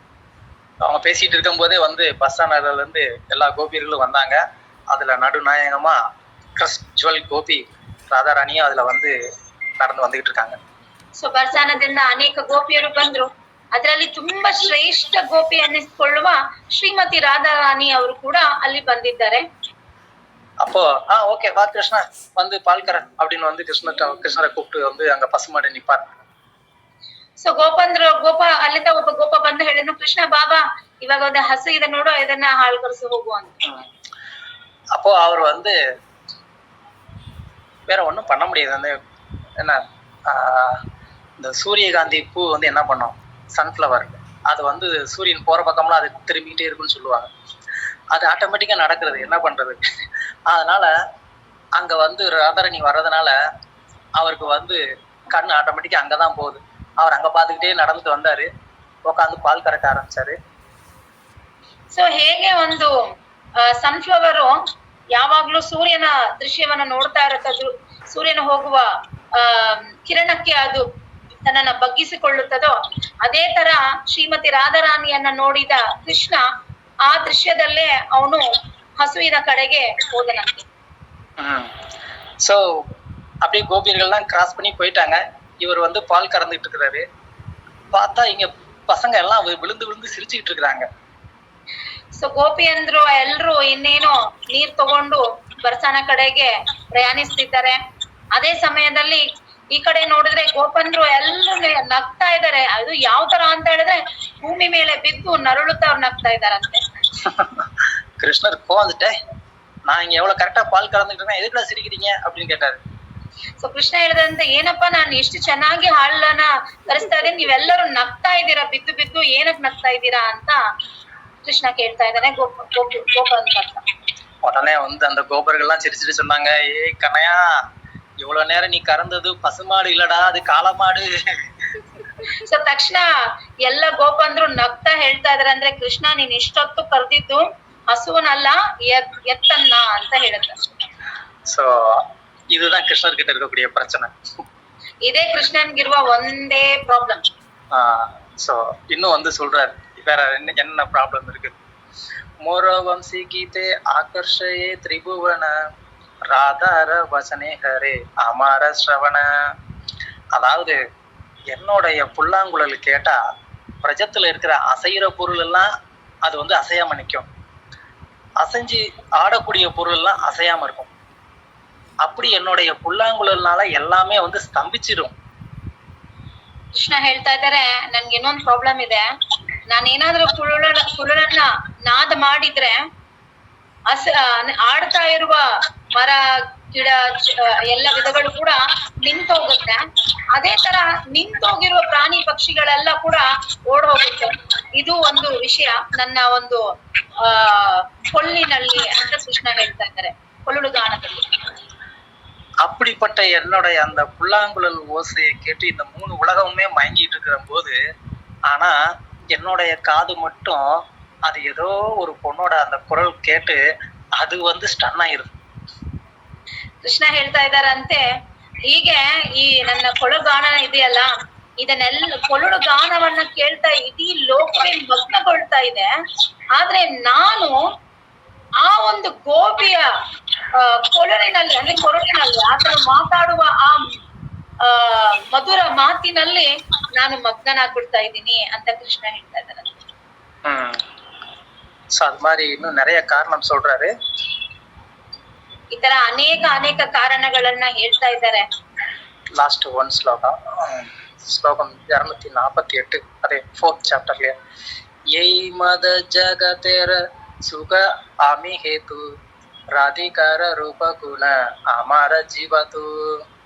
அதாவது இந்த மாதிரி 3 உலகத்துக்கும் வந்து நான் வந்து இன்பத்தை கொடுத்தாலும், 3 உலகத்திலே என்னுடைய அழகு வந்து உயர்ந்ததா இருந்தாலும், 3 உலகத்திலையுமே என்னுடைய வார்த்தையை கேட்கறதுக்கு எல்லாருமே தவம் இருந்தா கூட, நான் வந்து இந்த ராதையோடைய பேச்சை கேட்கறதுக்காக நான் தவம் பண்ணிட்டு இருக்கேன். ಕೃಷ್ಣ ಹೇಳ್ತಾ ಇದ್ದಾರಂತೆ, ಇಡೀ ಲೋಕವೇ ನನ್ನ ಒಂದು ಕುಳಲ ಗಾನದಲ್ಲಿ ಮಗ್ನನಾಗಿದ್ರು ಕೂಡ, ನಾನು ಎಲ್ಲರಿಗೂ ಆನಂದವನ್ನ ಕೊಡುವ ಒಂದು ಆನಂದ ರೂಪಿಯಾಗಿದ್ರು ಕೂಡ, ಆದ್ರೆ ನನ್ನನ್ನ ಸೆಳೆ ತರುವ ಒಂದು ಗೋಪಿ ಅಂತ ಹೇಳಿದ್ರೆ ಅದು ಶ್ರೀಮತಿ ರಾಧಾರಾಣಿನೇ. ಆಕೆಯನ್ನ ನೋಡಕ್ಕೆ ಆತನ ಜೊತೆ ಮಾತಾಡಕ್ಕೆ ನಾನು ಅನೇಕ ತಪಸ್ಯೆಗಳನ್ನ ಕೈಗೊಳ್ತಾ ಇದ್ದೀನಿ ಅಂತ ಕೃಷ್ಣ ಹೇಳ್ತಾ ಇದ್ದಾರೆ. எப்போ நான் வந்து ராதாராணிய வந்து பாக்குறேனோ அப்பதான் நானே என் கண்ணு வச்சிருக்கிறதுக்கு வந்து பிரயோஜனம்னு நானே நினைக்கிறேன். ಕೃಷ್ಣ ಹೇಳ್ತಾ ಇದಾರಂತೆ, ರಾಧಾರಾಣಿಯನ್ನ ನೋಡಕ್ಕೇನೆ ನನ್ ಕಣ್ಗಳು ಸೃಷ್ಟಿಯಾಗಿದೆ, ನನ್ ಕಣ್ಣಿಗೆ ಒಂದು ಅರ್ಥ ಮೂಡಿದೆ. ಹಾಗಾಗಿ ರಾಧಾರಾಣಿಯನ್ನ ನೋಡಕ್ಕೇನೆ ನಾನು ಇರೋದು ಅಂತ ಕೃಷ್ಣ ಹೇಳ್ತಾ ಇದ್ದಾರೆ. சோ அந்த அளவுக்கு வந்து ராதாராணிக்கு மேல கிருஷ்ணருக்கு பிரியம் வரணும் அப்படின்னு சொன்னா, அப்போ ராதாராணி எந்த அளவுக்கு கிருஷ்ணருக்கு மேல அன்பா இருந்திருப்பாங்கன்னு நம்ம யோசிக்கணும். ಸೊ ಕೃಷ್ಣನಿಗೆ ಶ್ರೀಮತಿ ರಾಧಾರಾಣಿ ಮೇಲೆ ಎಷ್ಟೊಂದು ಅದ್ಭುತವಾದ ಪ್ರೇಮ ಇರ್ಬೇಕು ಅಂತ ಹೇಳಿದ್ರೆ, ಈ ಪ್ರೇಮಕ್ಕೆ ಕಾರಣ ಶ್ರೀಮತಿ ರಾಧಾರಾಣಿ ಕೃಷ್ಣನ್ ಮೇಲೆ ಎಷ್ಟು ಪ್ರೇಮ ಇದ್ರೆ ಕೃಷ್ಣ ಅದಕ್ಕೆ ಅಟ್ರಾಕ್ಟ್ ಆಗಿರ್ತಾರೆ, ಆಕರ್ಷಣೆ ಹೊಂದ್ಕೊಂಡಿರ್ತಾರೆ ಎಂಬುದೇ ಪ್ರಶ್ನೆ. கிருஷ்ணரே சொல்றார் ஏன் அப்படின்னு. ஸ்லோகம் 251. ಕೃಷ್ಣ ಇದಕ್ಕೆ ಉತ್ತರಿಸುವ ಹಾಗೆ ಈ ಒಂದು ಶ್ಲೋಕದಲ್ಲಿ ವಿವರಣೆಯನ್ನ ಕೊಟ್ಟಿದ್ದಾರೆ. பரஸ்பரவேணு கீதே ஹரையே சேதன மொர பிரேம தமலேர கரை ஆலிங்கன. அதாவது காட்டுல வந்து இந்த மூங்கில் மரம், பேம்பு ட்ரீ, அது வந்து ஒன்னோட ஒண்ணு வந்து உரசும் போது ஃப்ரிக்ஷன்ல அது என்ன பண்ணுது, அது வந்து ஒரு விதமான ஓசையை வந்து எழுப்புது. அந்த ஓசையை வந்து ராதாராணி கேட்டு, ஓ இது கிருஷ்ணருடைய புல்லாங்குழல் ஆச்சே, கிருஷ்ணருடைய புல்லாங்குழல் ஓசையாச்சே அப்படின்னு சொல்லி இமீடியட்டா கிருஷ்ணருடைய ஸ்மரணத்துல வந்து உடனே அந்த இடத்துல மூர்ச்சையாகி விழுந்துடுறாங்களா ராதா? ಆಕ್ಚುಲಿ ಕಾಡಿನಲ್ಲಿ ಈ ಬಿದಿರು ಮರಗಳಿರತ್ತೆ. ಸೊ ಈ ಬಿದಿರು ಮರಗಳು ದೊಡ್ಡದಾಗಿ ಮತ್ತೆ ಹತ್ರ ಹತ್ರ ಅದು ಬೆಳೆಯೋದುಂಟು. ಸೊ ಈ ಬಿದಿರುಗಳು ಒಂದಕ್ಕೊಂದು ಸವರಿಸಿದಾಗ ಒಂದು ವಿಧವಾದ ಶಬ್ದವು ಉಂಟಾಗುತ್ತೆ. ಆ ಶಬ್ದ ಉಂಟಾದಾಗ ಶ್ರೀಮತಿ ರಾಧಾರಾಣಿಯ ಕಿವಿಗೆ ಅದು ಕೃಷ್ಣನ ಒಂದು ಕೊಳಲಿನ ನಾದನಾಗಿ ಕೇಳಿಸಿಕೊಳ್ಳುವ ಹಾಗೆ ಆಕೆ ಯೋಚನೆ ಇಮ್ಮಿಡಿಯೇಟ್ ಆಗಿ ಆ ಕ್ಷಣವೇ ಆಕೆಗೆ ಕೃಷ್ಣನ ಸ್ಮರಣೆ ಉಂಟಾಗುತ್ತದೆ ಅಂತ. அதுக்கப்புறம் என்ன ஆகுது, 253. ಅನುಕೂಲವ ತೇಜದಿ ಭಯಮೋರ ಗಂಧ ಉಟಿಯ ಪಟಿತೆ ಸಾಗೆ பிரேமே ஹய அந்த. அதாவது கிருஷ்ணர் வந்து வனத்துல வந்து நடந்து போயிட்டு இருக்கும்போது, கிருஷ்ணர் எப்பயுமே யசோதாமா வந்து நல்லா அழகா வந்து அலங்கரிப்பாங்க. அவருடைய உடல் முழுவதும் நல்லா சந்தன குழம்புகளால வந்து அப்படியே வந்து அலங்கரிச்சு நல்ல வனமாலைகள்லாம் போட்டு, அப்புறம் உலகத்திலே பெஸ்ட் பெர்ஃப்யூம்லாம் அடிச்சு அப்படியே கிருஷ்ணரை வந்து ஃபுல் ஃப்ராக்ரண்ட் ஆக்கிடுவாங்க. ஏன்னா எந்நேரம் இவர் வந்து வெண்ணெய் செடிகளே உருண்டு அவர் மேல வெண்ணெய் வடையா அடிக்கும். அதனால அவ்வளவு தூரம் மேக்கப் பண்ண வேண்டியதா இருக்கு. ஆனா அவருடைய அந்த ஃப்ராக்ரன்ஸ் வந்து எப்போ அது வந்து காத்துல அது கேரி அவுட் பண்ணி அதை வந்து காத்து வந்து எடுத்துட்டு அங்க ராதாராணி இருக்கிற அந்த இடம் பக்கமா அந்த காத்து வந்து போகும்போது ராதாராணி அதை ஸ்மெல் பண்ணிட்டு அந்த காத்து தான் கிருஷ்ணன்னு நினைச்சு என்ன பண்றாங்களாம், அந்த பிரேமையினால வந்து அந்த காத்தை வந்து அரவணைக்க முயற்சி பண்றாங்களாம். அந்த காத்தே வந்து ஒரு வழிகாட்டியா நினைச்சு கிருஷ்ணர்கிட்ட என்னைய, அதாவது என்ன சொல்றது, கிருஷ்ணர்கிட்ட போறதுக்கு முயற்சி பண்றாங்களாம் அந்த காத்தையே பயன்படுத்தி. அந்த அளவுக்கு ಪ್ರೇಮ. ರಾಧಾರಾಣಿಗೆ ಕೃಷ್ಣನ್ ಮೇಲೆ ಎಷ್ಟೊಂದು ಪ್ರೇಮ ಇದೆ ಅಂತ ಹೇಳಿದ್ರೆ, ಕೃಷ್ಣನು ಕಾಡಿನಲ್ಲಿ ಹೋಗ್ಬೇಕಾದ್ರೆ ಮನೆಯಿಂದ ಹೊರಟಾಗ ಯಶೋದಮಯ್ಯ ಆತನಿಗೆ ಅನೇಕ ವಿಧವಾದ ಅಲಂಕಾರಗಳನ್ನ ಮಾಡ್ತಾರಂತೆ. ಅದ್ಭುತವಾದ ಅಲಂಕಾರಗಳನ್ನ ಮಾಡ್ತಾ ಮತ್ತೆ ಸುಗಂಧಗಳನ್ನ ಅಂದ್ರೆ ಚಂದನ ಲೇಪನಗಳನ್ನ ಅರ್ಪಿಸುತ್ತಾ ಮತ್ತು ಸುಗಂಧ ವಿಧವಾದ ವಿಷಯಗಳನ್ನೆಲ್ಲ ತುಂಬಿಸುತ್ತಾ ಕೃಷ್ಣನನ್ನ ಕಲಿಸ್ಕೊಡ್ತಾರಂತೆ. ಯಾಕಂದ್ರೆ ಕೃಷ್ಣ ಯಾವಾಗ್ಲೂ ಈ ಬೆಣ್ಣೆನಲ್ಲೆಲ್ಲ ಉರುಳುತ್ತಾ ಅವನಿಗೆ ಬರೀ ಮೈಯೆಲ್ಲ ಬೆಣ್ಣೆ ವಾಸನೆಗಳು ಬರುತ್ತಲ್ಲ, ಅದಕ್ಕೋಸ್ಕರ ಯಶೋದಮಯ್ಯ ಅದನ್ನೆಲ್ಲ ಮುಚ್ಚಾಕಕ್ಕೆ ಅನೇಕ ವಿಧವಾದ ಸುಗಂಧಗಳಿಂದ ಆತನನ್ನ ತುಂಬಿ ಅಲಂಕರಿಸಿರ್ತಾರೆ. ಸೊ ಇದನ್ನ ಹೊಂದ ಕೃಷ್ಣ ಕಾಡೊಳಗೆ ಹೋದಾಗ ಅವನ ಮೈಯಿಂದ ಬರುವ ಆ ಒಂದು ಸುವಾಸನೆ ಆ ಒಂದು ಗಾಳಿಗೆ ಸೇರಿದಾಗ ಶ್ರೀಮತಿ ರಾಧಾರಾಣಿ ಆ ಗಾಳಿ ಮುಟ್ಟಿದಾಗ ಶ್ರೀಮತಿ ರಾಧಾರಾಣಿಗೆ ಅನ್ಸುತ್ತದೆ ಅಂತೆ ಆ ಗಾಳಿನೇ ಕೃಷ್ಣ ಅಂತ ಹೇಳಿ ಆ ಕೃಷ್ಣನ ವಿಷಯವಾಗಿ ಆಕೆ ಹೋಗಿ ಆ ಒಂದು ಗಾಳಿಯನ್ನೇ ತಪ್ಪಿಸಿಕೊಳ್ತಾಳಂತೆ. ಆತರ ಕೃಷ್ಣನ ಮೇಲೆ ಅಪಾರ ಪ್ರೀತಿಯನ್ನ ಹೊಂದಿದ್ದಾಳೆ ಶ್ರೀಮತಿ ರಾಧಾರಾಣಿ. அது மட்டும் இல்ல, கிருஷ்ணரே வந்து என்ன சொல்றாரு, இப்போ இந்த மாதிரி ராதாராணியினுடைய குணத்தை பத்தி பேசணும்னா அது வந்து நூற்றுக்கணக்கான வாய் இருந்தா ಕೂಡ வந்து சொல்லி முடிக்க முடியாதுன்னு ಅವರೇ ಟೈರ್ಡ್ ಆಯ್ತಾರೆ. ಕೃಷ್ಣ ಹೇಳ್ತಾ ಇದಾರೆ ಅಂತೆ, ಈ ತರ ನಾನು ಅನಂತ ದೇವರು, ನಾನು ಈ ತರ ರಾಧಾರಾಣಿಯ ಮಹಾತ್ಮೆಯನ್ನ ಹೇಳ್ಬೇಕು ಅಂದ್ರೆ ನನ್ನ ಅನೇಕ ಬಾಯಿಗಳಿಂದ ಕೂಡ ಹೇಳಿ ಬಿಡ್ಸಕ್ ಸಾಧ್ಯನೇ ಇಲ್ಲ ಅಂತ ಹೇಳಿ ಅನಂತ ದೇವನೇ ತೋರ್ಸ್ಕೊಡ್ತಾನಂತೆ ಆತನ ರಾಧಾರಾಣಿಯ ಮಹಾತ್ಮೆಗಳನ್ನ ತಿಳಿಸ್ತಾ. ஸோ ஸோ கடைசியா வந்து ஆஹ் கிருஷ்ணர் வந்து நினைக்கிறாரு, இந்த மாதிரி நாயகன் நாயகி இந்த ரெண்டு பேருக்குள்ள வந்து ரெண்டு பேருமே சமமான இன்பத்தை அடைவாங்கன்னு சொல்லி பரதமுனி சொல்றாராம். ஆனா கிருஷ்ணர் வந்து அதை ஒத்துக்கல. உங்களுக்கு வந்து விருந்தாவனத்தை பத்தி தெரியாது பரதமுனி, இங்க வந்து ನಾಯಿ தான் வந்து ಇಂಪಾರ್ಟೆಂಟ್ ಜಾಸ್ತಿ இருக்கு அப்படிங்கிறாரு. ಸೊ ಹಾಗಾಗಿ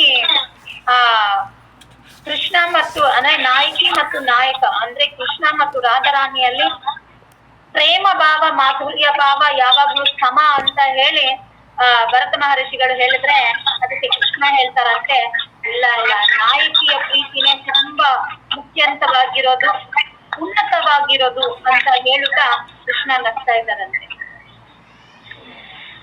ஸோ அதனால இதெல்லாம் வந்து கிருஷ்ணர் வந்து திங்க் பண்ணி யோசிக்கிறாரு, அது எப்படி நான் தான் இந்த உலகத்திலே டாப் மோஸ்டா வந்து ஹாப்பியா இருக்கக்கூடிய ஆளு, ஆனா என்ன விட எப்படி இந்த ராதாராணி வந்து இன்பமா இருக்கலாம் அப்படின்னு வந்து யோசிக்கிறார் கிருஷ்ணர்.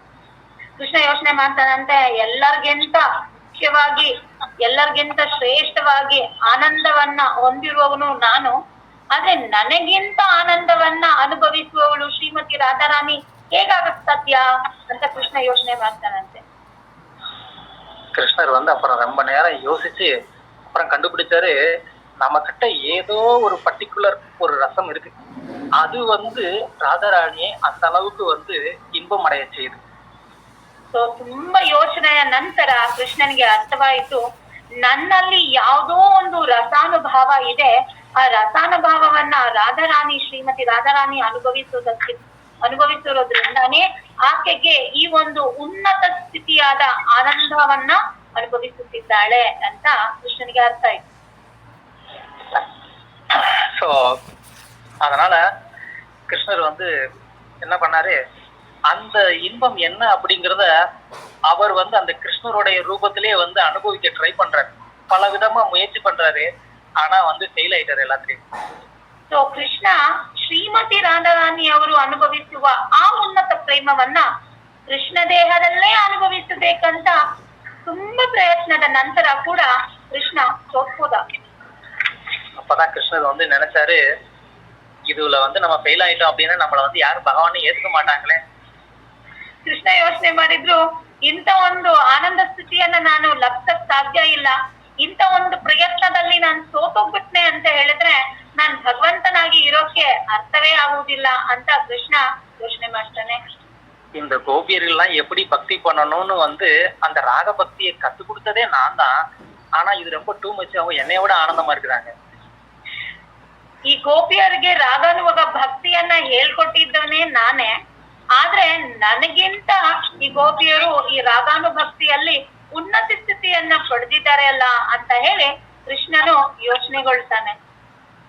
அப்பதான் வந்து கிருஷ்ணர் வந்து முடிவு பண்ணாரு, அப்ப இந்த தோற்றத்துல அதாவது கிருஷ்ணருடைய ரூபத்திலே இதை வந்து அனுபவிக்க முடியாது, அதனால நான் வந்து என்ன பண்ணணும், ஸ்லோகம் 268, ராதாபாவ அங்கீகாரி தரிதர வர்ண தின சுகே ஆஸ்வாதி தேகாவே அவதீர்ண.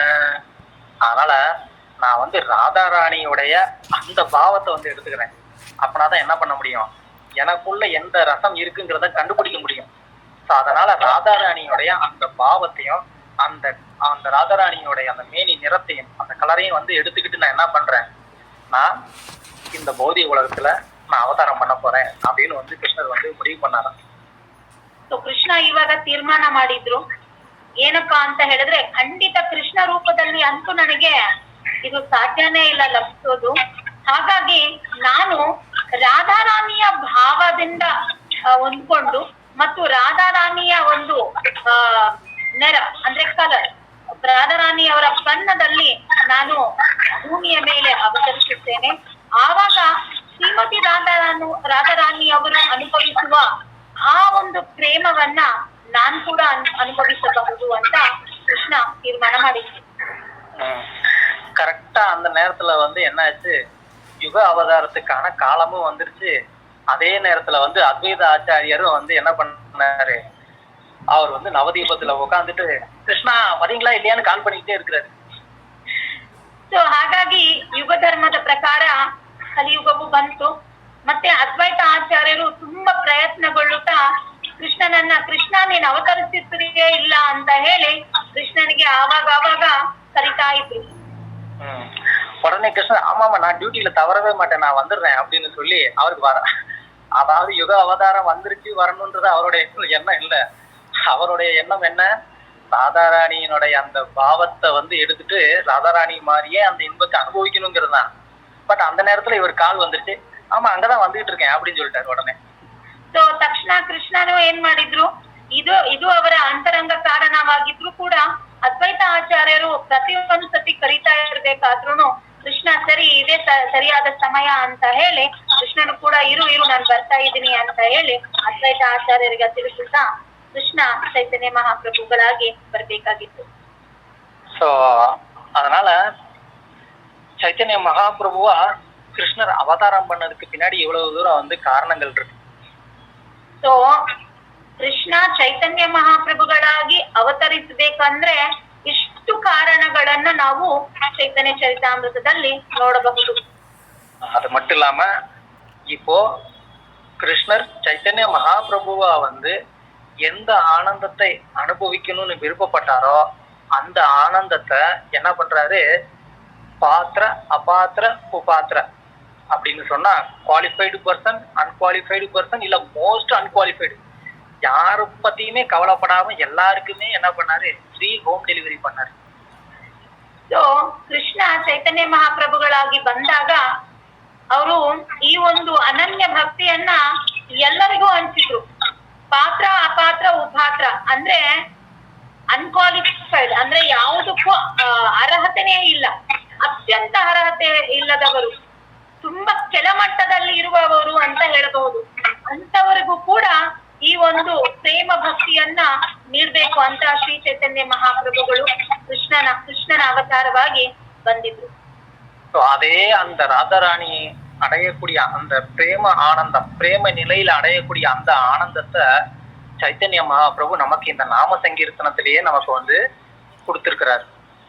ಸೊ ಹಾಗಾಗಿ ರಾಧಾರಾಣಿಯವರ ಪ್ರೇಮ ಭಕ್ತಿಯನ್ನ ಕೃಷ್ಣ ಶ್ರೀ ಚೈತನ್ಯ ಮಹಾಪ್ರಭುಗಳಾಗಿ ಬಂದಾಗ ಇದೆಲ್ಲವನ್ನ ಹರಿನಾಮದಲ್ಲಿ ತುಂಬಿಸಿ ಹರಿನಾಮ ಸಂಕೀರ್ತನೆಯಾಗಿ ನಮಗೆಲ್ಲರಿಗೂ ನೀಡಲಾಗಿದೆ. சோ நம்ம முன்னாடி ஒரு கேள்வி கேட்டோம், எதனால வந்து நாம சங்கீர்த்தனத்துக்கு மகாபிரபு வந்து முக்கியத்துவம் கொடுத்தாரு அப்படின்னு சொல்லி.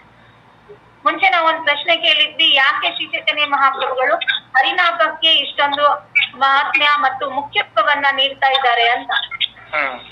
சோ நவவித பக்தியில மற்ற வழிமுறைகள் இருந்தா கூட இந்த நாம சங்கீர்த்தனம் அப்படிங்கிறது உன்னத உஜ்வல ரச, அதாவது அந்த பிரேம ரசத்தை வந்து கொடுக்கக்கூடிய சக்தி இந்த நாம சங்கீர்த்தனத்துலதான் இருக்கு.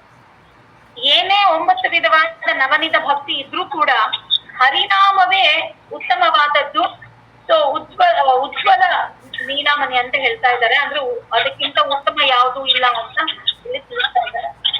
சோ அதனாலதான் இந்த ஹரிநாம சங்கீர்த்தனம் அந்த அளவுக்கு ரொம்ப ரொம்ப ಮುಖ್ಯಮಾನದು.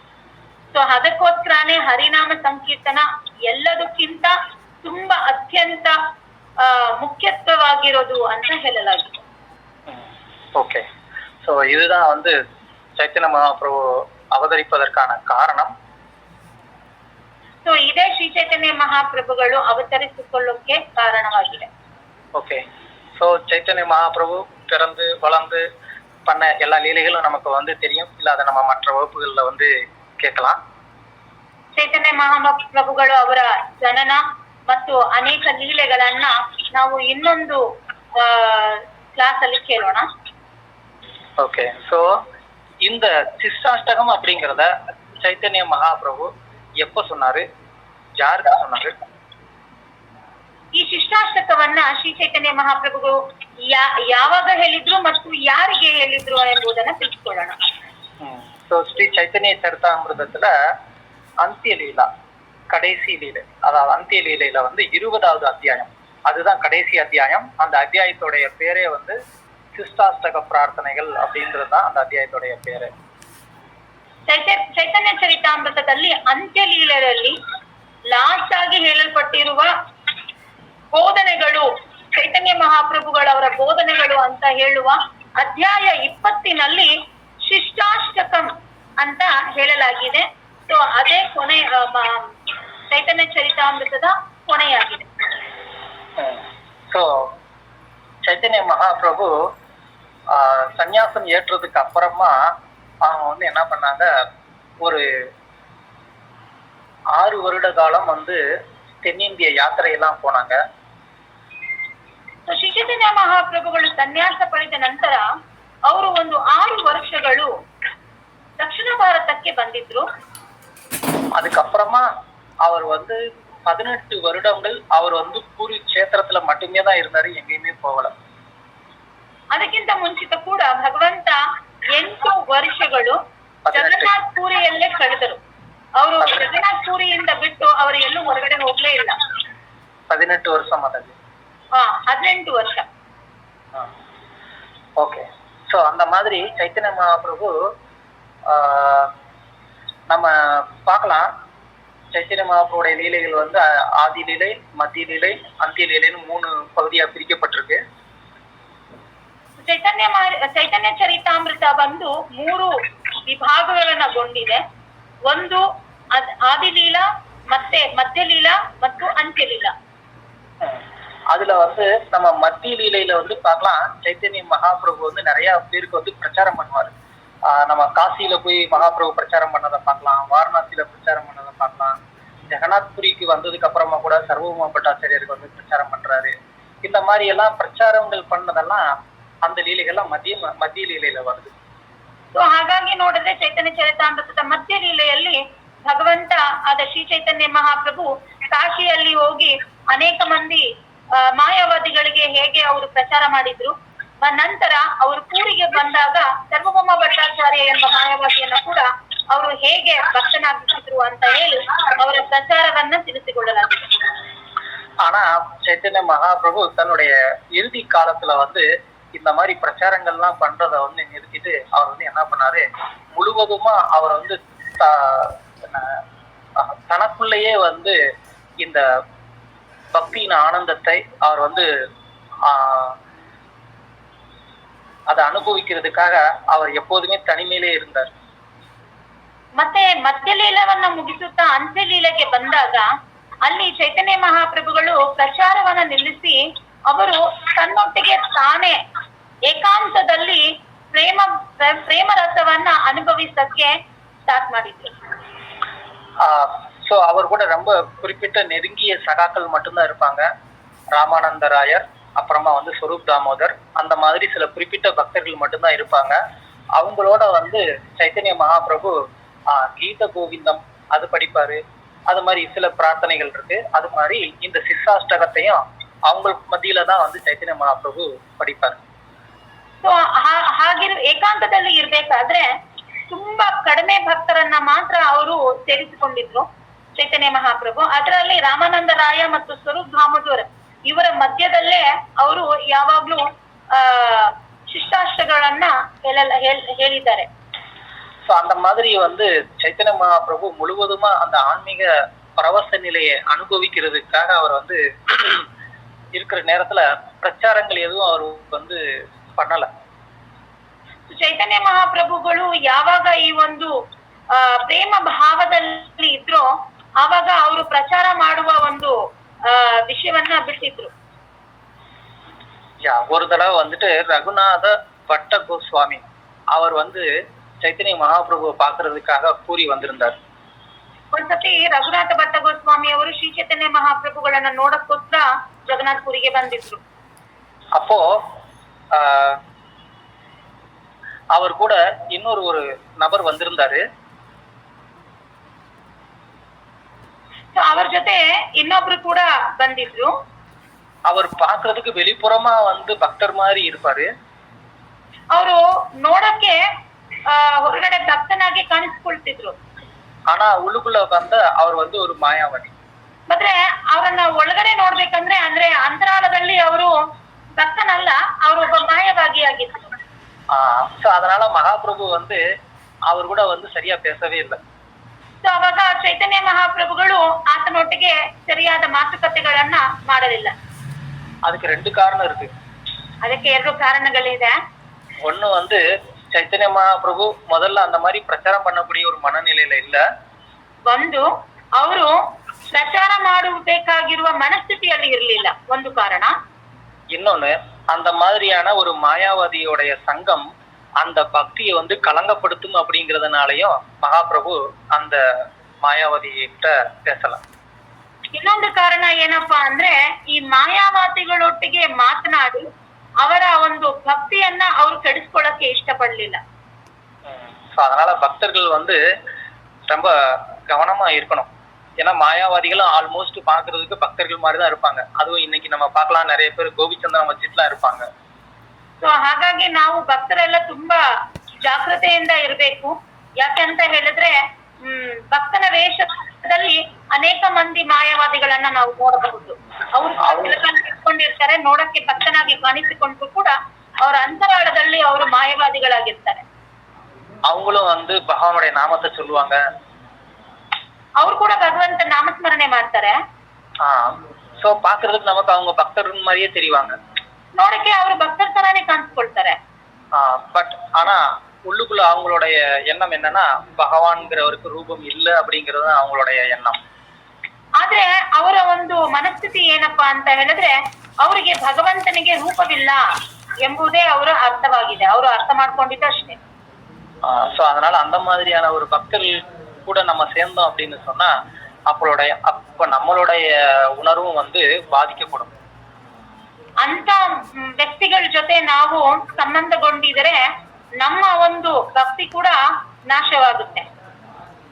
ஓகே, சோ இப்போ ಚೈತನ್ಯ ಮಹಾಪ್ರಭು இந்த ಶಿಷ್ಟಾಷ್ಟಕத்தை ಯಾರಿಗೆ சொன்னாரு?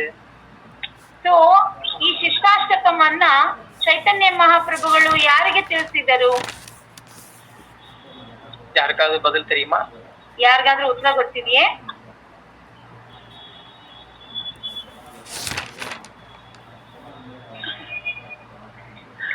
ಓಕೆ, ಚೈತನ್ಯ ಮಹಾಪ್ರಭು ಇದು ಯಾರಿಗೂ சொல்லல. ಮುಖ್ಯವಾಗಿ ಹೇಳ್ಬೇಕಾದ್ರೆ ಚೈತನ್ಯ ಮಹಾಪ್ರಭು ಇದನ್ನ ಯಾರಿಗೂ ಬೋಧಿಸಿರ್ಲಿಲ್ಲ. ಇದು வந்து அவருக்கே சொல்லிக்கிட்டாரு. அவர் மனசுக்கே ಅವರು ಅವ್ರಿಗಾಗೆ ಹೇಳಿಕೊಂಡ ಒಂದು ಪಾತ್ರ. இதே மாதிரி நம்ம பார்க்கலாம், நம்ம சில ஆச்சாரியர்கள் வந்து அவங்களுடைய மனசுக்கே அவங்க வந்து ஒரு பாட்டு எழுதுவாங்க. உதாரணத்துக்கு ரகுநாத தாச கோஸ்வாமி வந்து மனகசிக்ஷான்னு சொல்லி ஒரு பாடல்கள் எழுதினாரு. ಸೊ ರಘುನಾಥ ಗೋಸ್ವಾಮಿ ಅವರು ಅವ್ರಿಗೋಸ್ಕರನೇ, ಅವರ ಒಂದು ಮನಸ್ಥಿತಿಗೋಸ್ಕರನೇ ಅವರು ಒಂದು ಗೀತೆಯನ್ನ ಬರೆದಿದ್ರು. மனகசிக்ஷான்னு பேர் அந்த புத்தகம். ಮನಶಿಕ್ಷಾ ಅಂತ ಅದರ ಹೆಸರು. அதே மாதிரி பக்தி வினோத் தாக்கூரும் வந்து அது மாதிரி பாடல்கள் எழுதியிருக்காரு. ಅದೇ ರೀತಿ ಭಕ್ತಿ ವಿನೋದ್ ಠಾಕೂರ್ ಕೂಡ ಅನೇಕ ವಿಧವಾದ ಭಜನೆಗಳನ್ನ, ಕೀರ್ತನೆಗಳನ್ನ ತನಗೋಸ್ಕರನೇ ಬರ್ತಿದ್ದಾರೆ. அந்த மாதிரி ಚೈತನ್ಯ ಮಹಾಪ್ರಭು இந்த பாடல்களை தனக்கு தானவே தான் பாடிக்கிட்டாரு. ಸೊ ಶ್ರೀ ಚೈತನ್ಯ ಮಹಾಪ್ರಭುಗಳು ಕೂಡ ಈ ಶಿಷ್ಟಾಷ್ಟಕವನ್ನ ತನಗೋಸ್ಕರನೇ ತಾನು ಬರ್ದಿದ್ರು. சோ சிக்ஷாஷ்டகம் அப்படின்னு சொன்னா சிக்ஷை, சிக்ஷைனா இன்ஸ்ட்ரக்ஷன், அறிவுரை. அந்த அறிவுரை அவர் வேற யாருக்குமே சொல்லிக்கல, அவர் தனக்கே தான் சொல்லிக்கிட்டார். ಸೊ ಶಿಷ್ಟಾಷ್ಟಕಮ ಅರ್ಥ ಏನಪ್ಪಾ ಅಂದ್ರೆ, ಶಿಕ್ಷಾ ಅಂತ ಹೇಳಿದ್ರೆ ಶಿಕ್ಷಣೆ ಅಂತ ಅರ್ಥ ಆಗುತ್ತೆ. ಅಂದ್ರೆ ಆ ಶಿಕ್ಷಣೆ ಯಾರಿಗೋಸ್ಕರ ಚೈತನ್ಯ ಮಹಾಪ್ರಭು ಹೇಳ್ಕೊಂಡ್ರು ಅಂದ್ರೆ ತನಗೋಸ್ಕರವೇ. அதனால இந்த சிக்ஷாஷ்டகம் வந்து கிளாஸ் கேட்டு நம்ம வந்து என்ன பண்ணலாம், நம்ம 4 பேருக்கு வந்து கிளாஸ் எடுக்கலாம் அப்படிங்கிறதுக்கு வந்து இந்த சிக்ஷாஷ்டகம் கிளாஸ் கிடையாது. இது வந்து எதுக்காகனா, இது படிச்சுட்டு நாம வந்து நம்மளுடைய ஆன்மீக வாழ்க்கையில நம்ம எந்த நிலைமையில இருக்கிறோங்கிறத வந்து புரிஞ்சுக்கிட்டு நம்மளை வந்து இன்னும் வந்து பக்குவப்படுத்துவதற்காக தான். ಸೊ ಈ ಶಿಷ್ಟಾಷ್ಟಕಂ ಸೆಮಿನಾರ್ ಇರೋ ಕಾರಣ ಏನಪ್ಪಾ ಅಂತ ಹೇಳಿದ್ರೆ, ಇದನ್ನ ಕಲ್ತ್ಕೊಂಡು ನಾನು ಒಂದ್ 4 ಜನಕ್ಕೆ ಶಿಷ್ಟಾಷ್ಟಕಮ ವಿಶೇಷಗಳು ಹೇಳೋದಕ್ಕಲ್ಲ, ಇದು ತನಕ್ಕೆ ತಾನೇ ಅರ್ಥ ಮಾಡ್ಕೊಳ್ಳೋಕೋಸ್ಕರ. ಯಾಕಂತ ಹೇಳಿದ್ರೆ ಭಕ್ತಿ ಮಾರ್ಗದಲ್ಲಿ ನಾವು ಏನನ್ನ ಲಭಿಸಿದೀವಿ, ಯಾವ ಸ್ಥಿತಿಗತಿಯಲ್ಲಿ ಇದ್ದೀವಿ, ಮತ್ತೆ ನಾವು ಎಂತ ಪ್ರಯತ್ನಗಳನ್ನ ಹೊಂದ್ಕೊಳ್ಳುತ್ತಾ ನಾವು ಮುಂದುವರಿಬಹುದು ಎಂಬುದನ್ನ ನಾವು ಅರ್ಥ ಮಾಡ್ಕೊಳ್ಳಕ್ಕೆ ಈ ಶಿಷ್ಟಾಷ್ಟಕಮನ್ನ ತನಕ್ಕೆ ತಾನೇ ಕಲ್ತ್ಕೊಳ್ಬೇಕಾಗಿರೋ ಒಂದು ವಿಷಯ ಆಗಿದೆ. அதனால வந்து உடனே என்ன யாரு கேட்காதீங்க, அப்ப நீங்க ஏன் இந்த கிளாஸ் எடுக்கிறீங்க அப்படின்னு சொல்லி. ಸೊ ಎಲ್ರು ಇವಾಗ ಪ್ರಭುಗೆ ಪ್ರಶ್ನೆ ಸಿಗುತ್ತೆ, ಯಾಕೆ ಅವರು ಶಿಷ್ಟಾಷ್ಟಕಂ ಸೆಮಿನಾರ್ ಮಾಡ್ತಾ ಇದಾರ ಅಂತ. ಚೈತನ್ಯ ಮಹಾಪ್ರಭು நான் ஸ்பெஷல் பர்மிஷன் வாங்கியிருக்கிறேன். ಸಾರಿ ಪ್ರಭು, ಚೈತನ್ಯ ಮಹಾಪ್ರಭುಟ ನಾನು ಸ್ಪೆಷಲ್ ಪರ್ಮಿಷನ್ ವಾಂಗಿರ್க்கிறேன்னு சொன்னேன். ಯಾಕಂತ ಹೇಳಿದ್ರೆ ಪ್ರಭುಗಳು ಶ್ರೀ ಚೈತನ್ಯ ಮಹಾಪ್ರಭುಗಳಿಂದ ಒಂದು ಸ್ಪೆಷಲ್ ಪರ್ಮಿಷನ್ ತಗೊಂಡು ನಿಮ್ಗೆ ಈ ಶಿಷ್ಟಾಷ್ಟಕಂ ಸೆರೆಮನಿಯನ್ನ ಮಾಡ್ತಾ ಇದ್ದಾರೆ. ஓகே, ஸோ எல்லாருக்குமே எனக்கும் தான் எல்லாருமே நம்ம வந்து என்ன பண்ணணும், இதை நம்மளுடைய வாழ்க்கையில கடைபிடிக்கிறதுக்கு நம்ம வந்து முயற்சி பண்ணணும். ಸೊ ಹಾಗಾಗಿ ನಾವೆಲ್ಲರೂ ಸಹ ಈ ಶಿಷ್ಟಾಷ್ಟಕಮನ್ನ ನಮ್ಮ ಭಕ್ತಿಯನ್ನ ಮುಂದುವರಿಸಕ್ಕೋಸ್ಕರ ಮತ್ತು ನಮ್ಮ ಒಂದು ಭಕ್ತಿಯಲ್ಲಿ ಪ್ರಗತಿಗೋಸ್ಕರ ನಾವು ಇದನ್ನ ಅರಿತುಕೊಳ್ಬೇಕು, ತಿಳ್ಕೊಳ್ಬೇಕು. ஸோ அதனால இந்த சிஷ்டாஷ்டகத்துல சைத்தன்ய மகாபிரபு நமக்கு நிறைய அறிவுரைகள் கொடுத்துருக்குறாங்க. அதெல்லாமே நம்ம ஆன்மீக வாழ்க்கைக்கு ரொம்ப ரொம்ப ಪ್ರಯೋಜನமானது. ಸೊ ಈ ಶಿಷ್ಟಾಷ್ಟಕಮಲ್ಲಿ ಶ್ರೀ ಚೈತನ್ಯ ಮಹಾಪ್ರಭುಗಳು ಅನೇಕ ವಿಧವಾದ ಉಪದೇಶಗಳನ್ನ ನೀಡಿದ್ದಾರೆ. ಈ ಉಪದೇಶಗಳನ್ನ ನಾವು ಪಾಲ್ಗೊಂಡ್ರೆ ಸಾಕು, ಇದನ್ನ ನಾವು ಪಾಲಿಸಿದ್ರೆ ಸಾಕು, ನಮ್ಮ ಭಕ್ತಿಯಲ್ಲಿ ನಾವು ಒಂದು ಉತ್ತಮ ಸ್ಥಿತಿಯನ್ನ ನಾವು ಹೊಂದಬಹುದು. ஓகே, ஸோ இந்த சிஷ்டாஷ்டகம் சைத்தன்ய சரிதாமிர்தத்துல 20வது அத்தியாயத்துல 12வது ஸ்லோகத்துல முதல் ஸ்லோகம் இருக்கு. இது வந்து வரிசையா 8 பாடல்கள் ಚೈತನ್ಯ ಚರಿತಾಮೃತத்துல ಇಲ್ಲ. ಸೊ ಈ ಒಂದು ಶಿಷ್ಟಾಷ್ಟಕಂ ಬಂದು ಚೈತನ್ಯ ಚರಿತಾಮೃತದ ಅಂತ್ಯಲೀಲೆಯಲ್ಲಿ 20ನೇ ಅಧ್ಯಾಯದಲ್ಲಿ ಹೇಳಲಾಗಿದೆ. ಮತ್ತೆ 8 ಶ್ಲೋಕಗಳು ಕೂಡ ಇದರಲ್ಲಿ ನಾವು ಕಾಣಕ್ಕಾಗುದಿಲ್ಲ. ಇಲ್ಲ ವರಿಸೆಯಾ இருக்காது. ಅಂದ್ರೆ ಇದು ಲೈನ್ ಆಗಿ ಇಲ್ಲ, ಅಂದ್ರೆ ಸಿಸ್ಟಮ್ಯಾಟಿಕ್ ಆಗಿ ಇಲ್ಲ ಅಂತ ಹೇಳ್ತಾ ಇದ್ದಾರೆ. ಸೊ 12வது ஸ்லோகத்துல முதல் ஸ்லோகம் இருக்கு. ಸೊ 12ನೇ ಶ್ಲೋಕದಲ್ಲಿ ಮೊದಲನೇ ಶ್ಲೋಕದ ಅರ್ಥ ಉಂಟು. 16வது ஸ்லோகத்துல 2வது ஸ்லோகம். 16ನೇ ಶ್ಲೋಕದಲ್ಲಿ 2ನೇದು. 21வது ஸ்லோகத்துல 3வது ஸ்லோகம். 21ನೇದರಲ್ಲಿ 3ನೇ ಶ್ಲೋಕ. 29ல 4வது ஸ்லோகம். 29ನಲ್ಲಿ 4ನೇ ಶ್ಲೋಕ. 32ல வந்து 5வது ஸ்லோகம். 32ನೇದಲ್ಲಿ 5ನೇ ಶ್ಲೋಕ. 36ல 6வது ஸ்லோகம். 36ನೇದಲ್ಲಿ 6ನೇ ಶ್ಲೋಕ. 39ல வந்து 7வது ஸ்லோகம். 37th ಶ್ಲೋಕ. 39ல வந்து 7th ಶ್ಲೋಕ. ಓಕೆ, 39ನೇ ಅಧ್ಯಾಯದಲ್ಲಿ ನಾವು 7ನೇ ಶ್ಲೋಕವನ್ನು ನೋಡಬಹುದು. 47ல வந்து 8. ಓಕೆ, ಸೊ 48ನೇ ಶ್ಲೋಕದಲ್ಲಿ ಲಾಸ್ಟ್ ವರ್ಸ್ ಅನ್ನ ನಾವು ನೋಡಬಹುದು. சோ இந்த மாதிரி இருக்கு. அப்போ இந்த 8 பாடல்களை சைத்தன்ய மகாபிரபு வந்து சொல்லியிருந்தாங்க. ஸோ இங்க வந்து கவிராஜர் வந்து என்ன பண்ணுவாரு, ஒரு ஸ்லோகம் சொல்லி அதுக்கு கொஞ்சம் விளக்கம் சொல்லிட்டு அப்படி வந்து கொடுத்திருக்கிறாரு. ಇಲ್ಲಿ ಕೃಷ್ಣರಾಜ್ ಕವಿರಾಜ್ ಅವರು ಒಂದೊಂದು ಶ್ಲೋಕವನ್ನು ಮಧ್ಯದಲ್ಲೂ ಸ್ವಲ್ಪ ವಿವರಣೆಗಳನ್ನ ನೀಡ್ತಾ ಇರೋದ್ರಿಂದ ಇದು ಇನ್ನಷ್ಟು ಬೇರೆ ಬೇರೆ ಶ್ಲೋಕಗಳಲ್ಲಿ ಹೇಳಲಾಗಿದೆ. எஸ், ஸோ இந்த 8 பாடல்கள்ல சைத்தன்ய மகாபிரபு நமக்கு சம்பந்த ஞானம், அபிதேய ஞானம், அப்புறம் வந்து பிரயோஜன ஞானம், இந்த 3ஐயுமே இந்த 8 பாடல்களுக்குள்ள வந்து கொடுத்திருக்கிறாரு. ಸೊ ಇದು 8 ಪದದಲ್ಲಿ ಚೈತನ್ಯ ಮಹಾಪ್ರಭುಗಳು ನಮಗೆ ಸಂಬಂಧ ಜ್ಞಾನ, ಅಭಿಧೇಯ ಜ್ಞಾನ ಮತ್ತು ಪ್ರಯೋಜನ ಜ್ಞಾನವನ್ನ ನೀಡ್ತಾ ಇದ್ದಾರೆ. ஸோ ஆனா ஒரு விதத்துல பார்த்தோம்னா 8 பாடல்கள்லயுமே அபிதேயமானது பிரதானமா சொல்லப்பட்டிருக்கு. ಈ ಒಂದು 8 ಪದದಲ್ಲೂ ಕೂಡ ಅಭಿಧೇಯ ಜ್ಞಾನವನ್ನ ನೀಡ್ತಾ ಇದ್ದಾರೆ. ஸோ இப்போ யாரும் குறிக்கணும்னா குறிச்சுக்கோங்க. 1வது ஸ்லோகத்துல இருந்து 5வது ஸ்லோகம் வரைக்கும் ಸಂಬಂಧ ತತ್ವಂ கொடுக்கப்பட்டிருக்கு. ಸೊ 1ನೇ ಪದದಿಂದ 5ನೇ ಪದ ತನಕ ಸಂಬಂಧ ಜ್ಞಾನದ ಬಗ್ಗೆ ವಿಚಾರಗಳನ್ನ ನೀಡಲಾಗಿದೆ. 6வது ஸ்லோகத்துல இருந்து 8வது ஸ்லோகம் வரைக்கும் பிரயோஜன தத்துவம் வந்து கொடுக்கப்பட்டிருக்கு. ಸೊ 6ನೇಯಿಂದ ಹಿಡಿದು 8ನೇ ಪದದೊಳಗೆ ಅವರು ಪ್ರಯೋಜನ ಜ್ಞಾನವನ್ನ ನೀಡ್ತಾ ಇದ್ದಾರೆ. அதுல 6, 7 முக்கியமா வந்து பாவ பக்தியை பத்தி வந்து அதுல வந்து ಚೈತನ್ಯ ಮಹಾಪ್ರಭು சொல்லியிருக்காரு.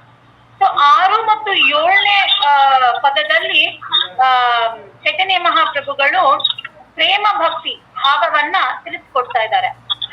8வது பதத்துல வந்து அதாவது சாத்தியம், பிரயோஜனம், அதாவது பக்தியினுடைய மிக உயர்ந்த நிலையான அந்த பிரேம நிலையில வந்து ஒருத்தவங்க எப்படி இருப்பாங்கங்கிற அந்த அறிகுறிகளை வந்து சொல்லியிருக்கிறார். 8ನೇ ಪದದಲ್ಲಿ ಶ್ರೀ ಚೈತನ್ಯ ಮಹಾಪ್ರಭುಗಳು ಉನ್ನತ ಸ್ಥಿತಿಯಾದ ಪ್ರೇಮ ಭಾವವನ್ನ ತಿಳಿಸ್ಕೊಡ್ತಾ ಇದ್ದಾರೆ. ಅದನ್ನ ಪ್ರಯೋಜನ ಜ್ಞಾನ ಅಂತ ಹೇಳಬಹುದು. ಸೊ இந்த மாதிரி வந்து பக்தி சித்தாந்த சரஸ்வதி தாக்கூர் அவருடைய விபுருத்தி அப்படின்ற அந்த ஒரு விளக்க உரையில இந்த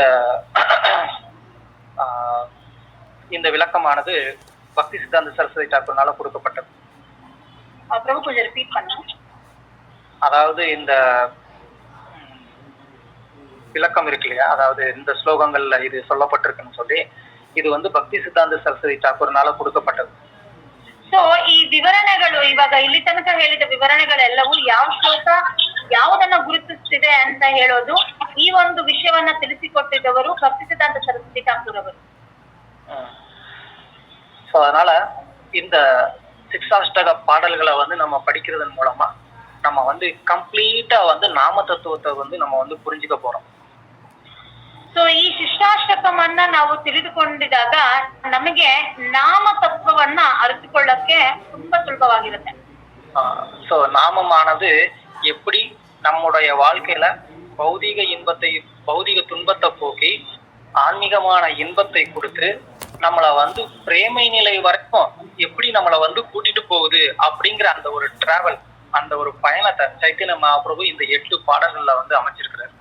ಶ್ರೀ ಚೈತನ್ಯ ಮಹಾಪ್ರಭುಗಳು ಈ 8 ಪದಗಳಲ್ಲಿ ಮುಖ್ಯವಾಗಿ ಅವ್ರು ಏನ್ ಮಾಡ್ತಾ ಇದ್ದಾರೆ ಅಂತ ಹೇಳಿದ್ರೆ, ನಮಗೆ ಭೌತಿಕ ಕಷ್ಟಗಳನ್ನ ಪಾರ್ ಮಾಡುತ್ತಾ ಆಧ್ಯಾತ್ಮಿಕ ಆನಂದವನ್ನ ಬಯಸುತ್ತಾ ನಾವು ಹೇಗೆ ಪ್ರೇಮ ಸ್ಥಿತಿಯನ್ನ ಹೊಂದಬಹುದು ಅಂತ ಈ ಒಂದು 8 ಶ್ಲೋಕಗಳಲ್ಲಿ ನಮಗೆ ನಾಮ ರುಚಿಯ ಬಗ್ಗೆ ತಿಳಿಸ್ಕೊಡ್ತಾ ಇದ್ದಾರೆ. ஓகே, ஸோ சைத்தன்ய மகாபிரபு முதல் பாடல்ல என்ன சொல்லியிருக்கிறாரு, அது பாடலுக்கான விளக்கம் என்ன, ஆச்சாரியர்களுடைய விளக்கம் என்னங்கிறத நம்ம நாளைய வகுப்புல பார்க்கலாம். இன்னைக்கு இப்போ இதோட நம்ம வகுப்பு முடிச்சுக்கலாம். ಸೊ ಮೊದಲನೇ ಶ್ಲೋಕದಿಂದ ನಾಳೆಯಿಂದ ಆರಂಭ ಆಗುತ್ತೆ. ಆ ಶ್ಲೋಕದಲ್ಲಿ ಭಗವಂತ ನಮಗೆ ಯಾವುದ ವಿಷಯಗಳನ್ನ ವಿವರಿಸಿ ಹೇಳ್ತಾ ಇದ್ದಾರೆ ಎಂಬುದನ್ನ ನಾವು ನಾಳೆ ಬರುವ ತರಗತಿಯಲ್ಲಿ ನೋಡಬಹುದು. ಓಕೆ, ಸೊ இப்போ யாராவது கேள்வி உங்களுக்கு இருந்தா கேட்கலாம். ನಿಮ್ಗೆ ಏನಾದ್ರೂ ಪ್ರಶ್ನೆಗಳಿದ್ರೆ ಇವಾಗ ನೀವು ಕೇಳಬಹುದು.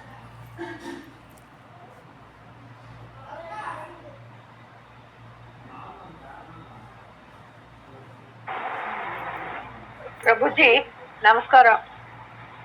இது இந்த சிஷ்டாஷ்டக பிரார்த்தனையில வந்து அந்த 8 ஸ்லோகம் சொன்ன இந்தந்த இதுல இருக்குன்னு அது எப்படி ஒரு நட ரிப்பீட் சொல்ல முடியுமா?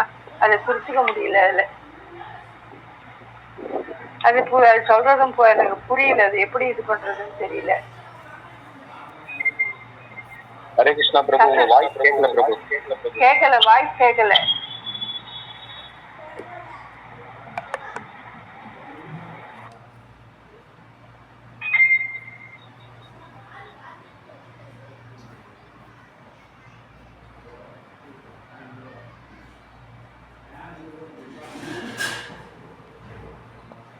பிரபு வாய்ஸ் எதுவும் கேட்கல பிரபு, திருப்பி டிஸ்டர்பன்ஸ் ஆயிடும். வாய்ஸே கேட்கல, சத்தமே இல்லை.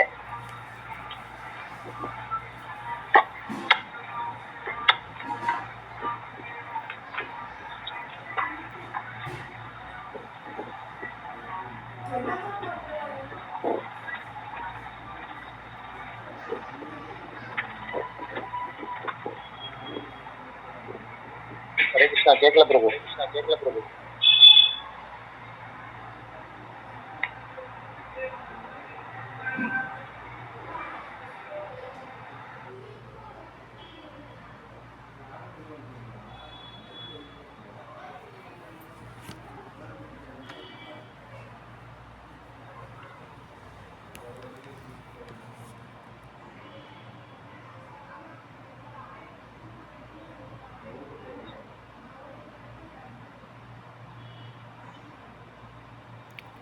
ஹரே கிருஷ்ணா பிரபு. பிரபு லெஃப்ட் ஆகிட்டு ஜாயின் பண்ணிங்கன்னா வரும் பிரபு. ஹரே கிருஷ்ணா.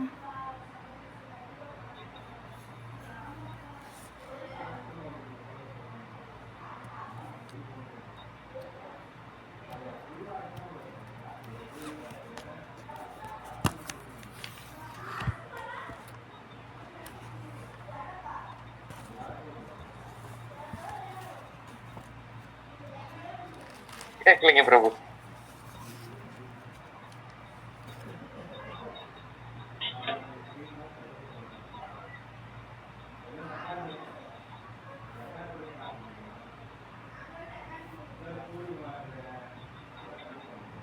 ಓಕೆ ಪ್ರಭು ಓಕೆ ಪ್ರಭು. ಓಕೆ ಪ್ರಭು, ನೆಕ್ಸ್ಟ್ ಕ್ಲಾಸ್ ನಾಳೆಗೆ பார்க்கலாம் ಪ್ರಭು. ಥ್ಯಾಂಕ್ ಯು ಪ್ರಭು. Hare Krishna. Hare Krishna. Hare Krishna. Thank you Hare thank you Hare Krishna ಪ್ರಭುಜಿ ಮಾತಾಜಿ. ಹರೇ ಕೃಷ್ಣ. ಹರೇ ಕೃಷ್ಣ. ಹರೇ ಕೃಷ್ಣ ಪ್ರಭುಜಿ. Thank you very much. Thank you ಮಾತಾಜಿ. Hare Krishna. Hare Krishna. Thank you Hare Krishna Prabhu. Thank you Mataji.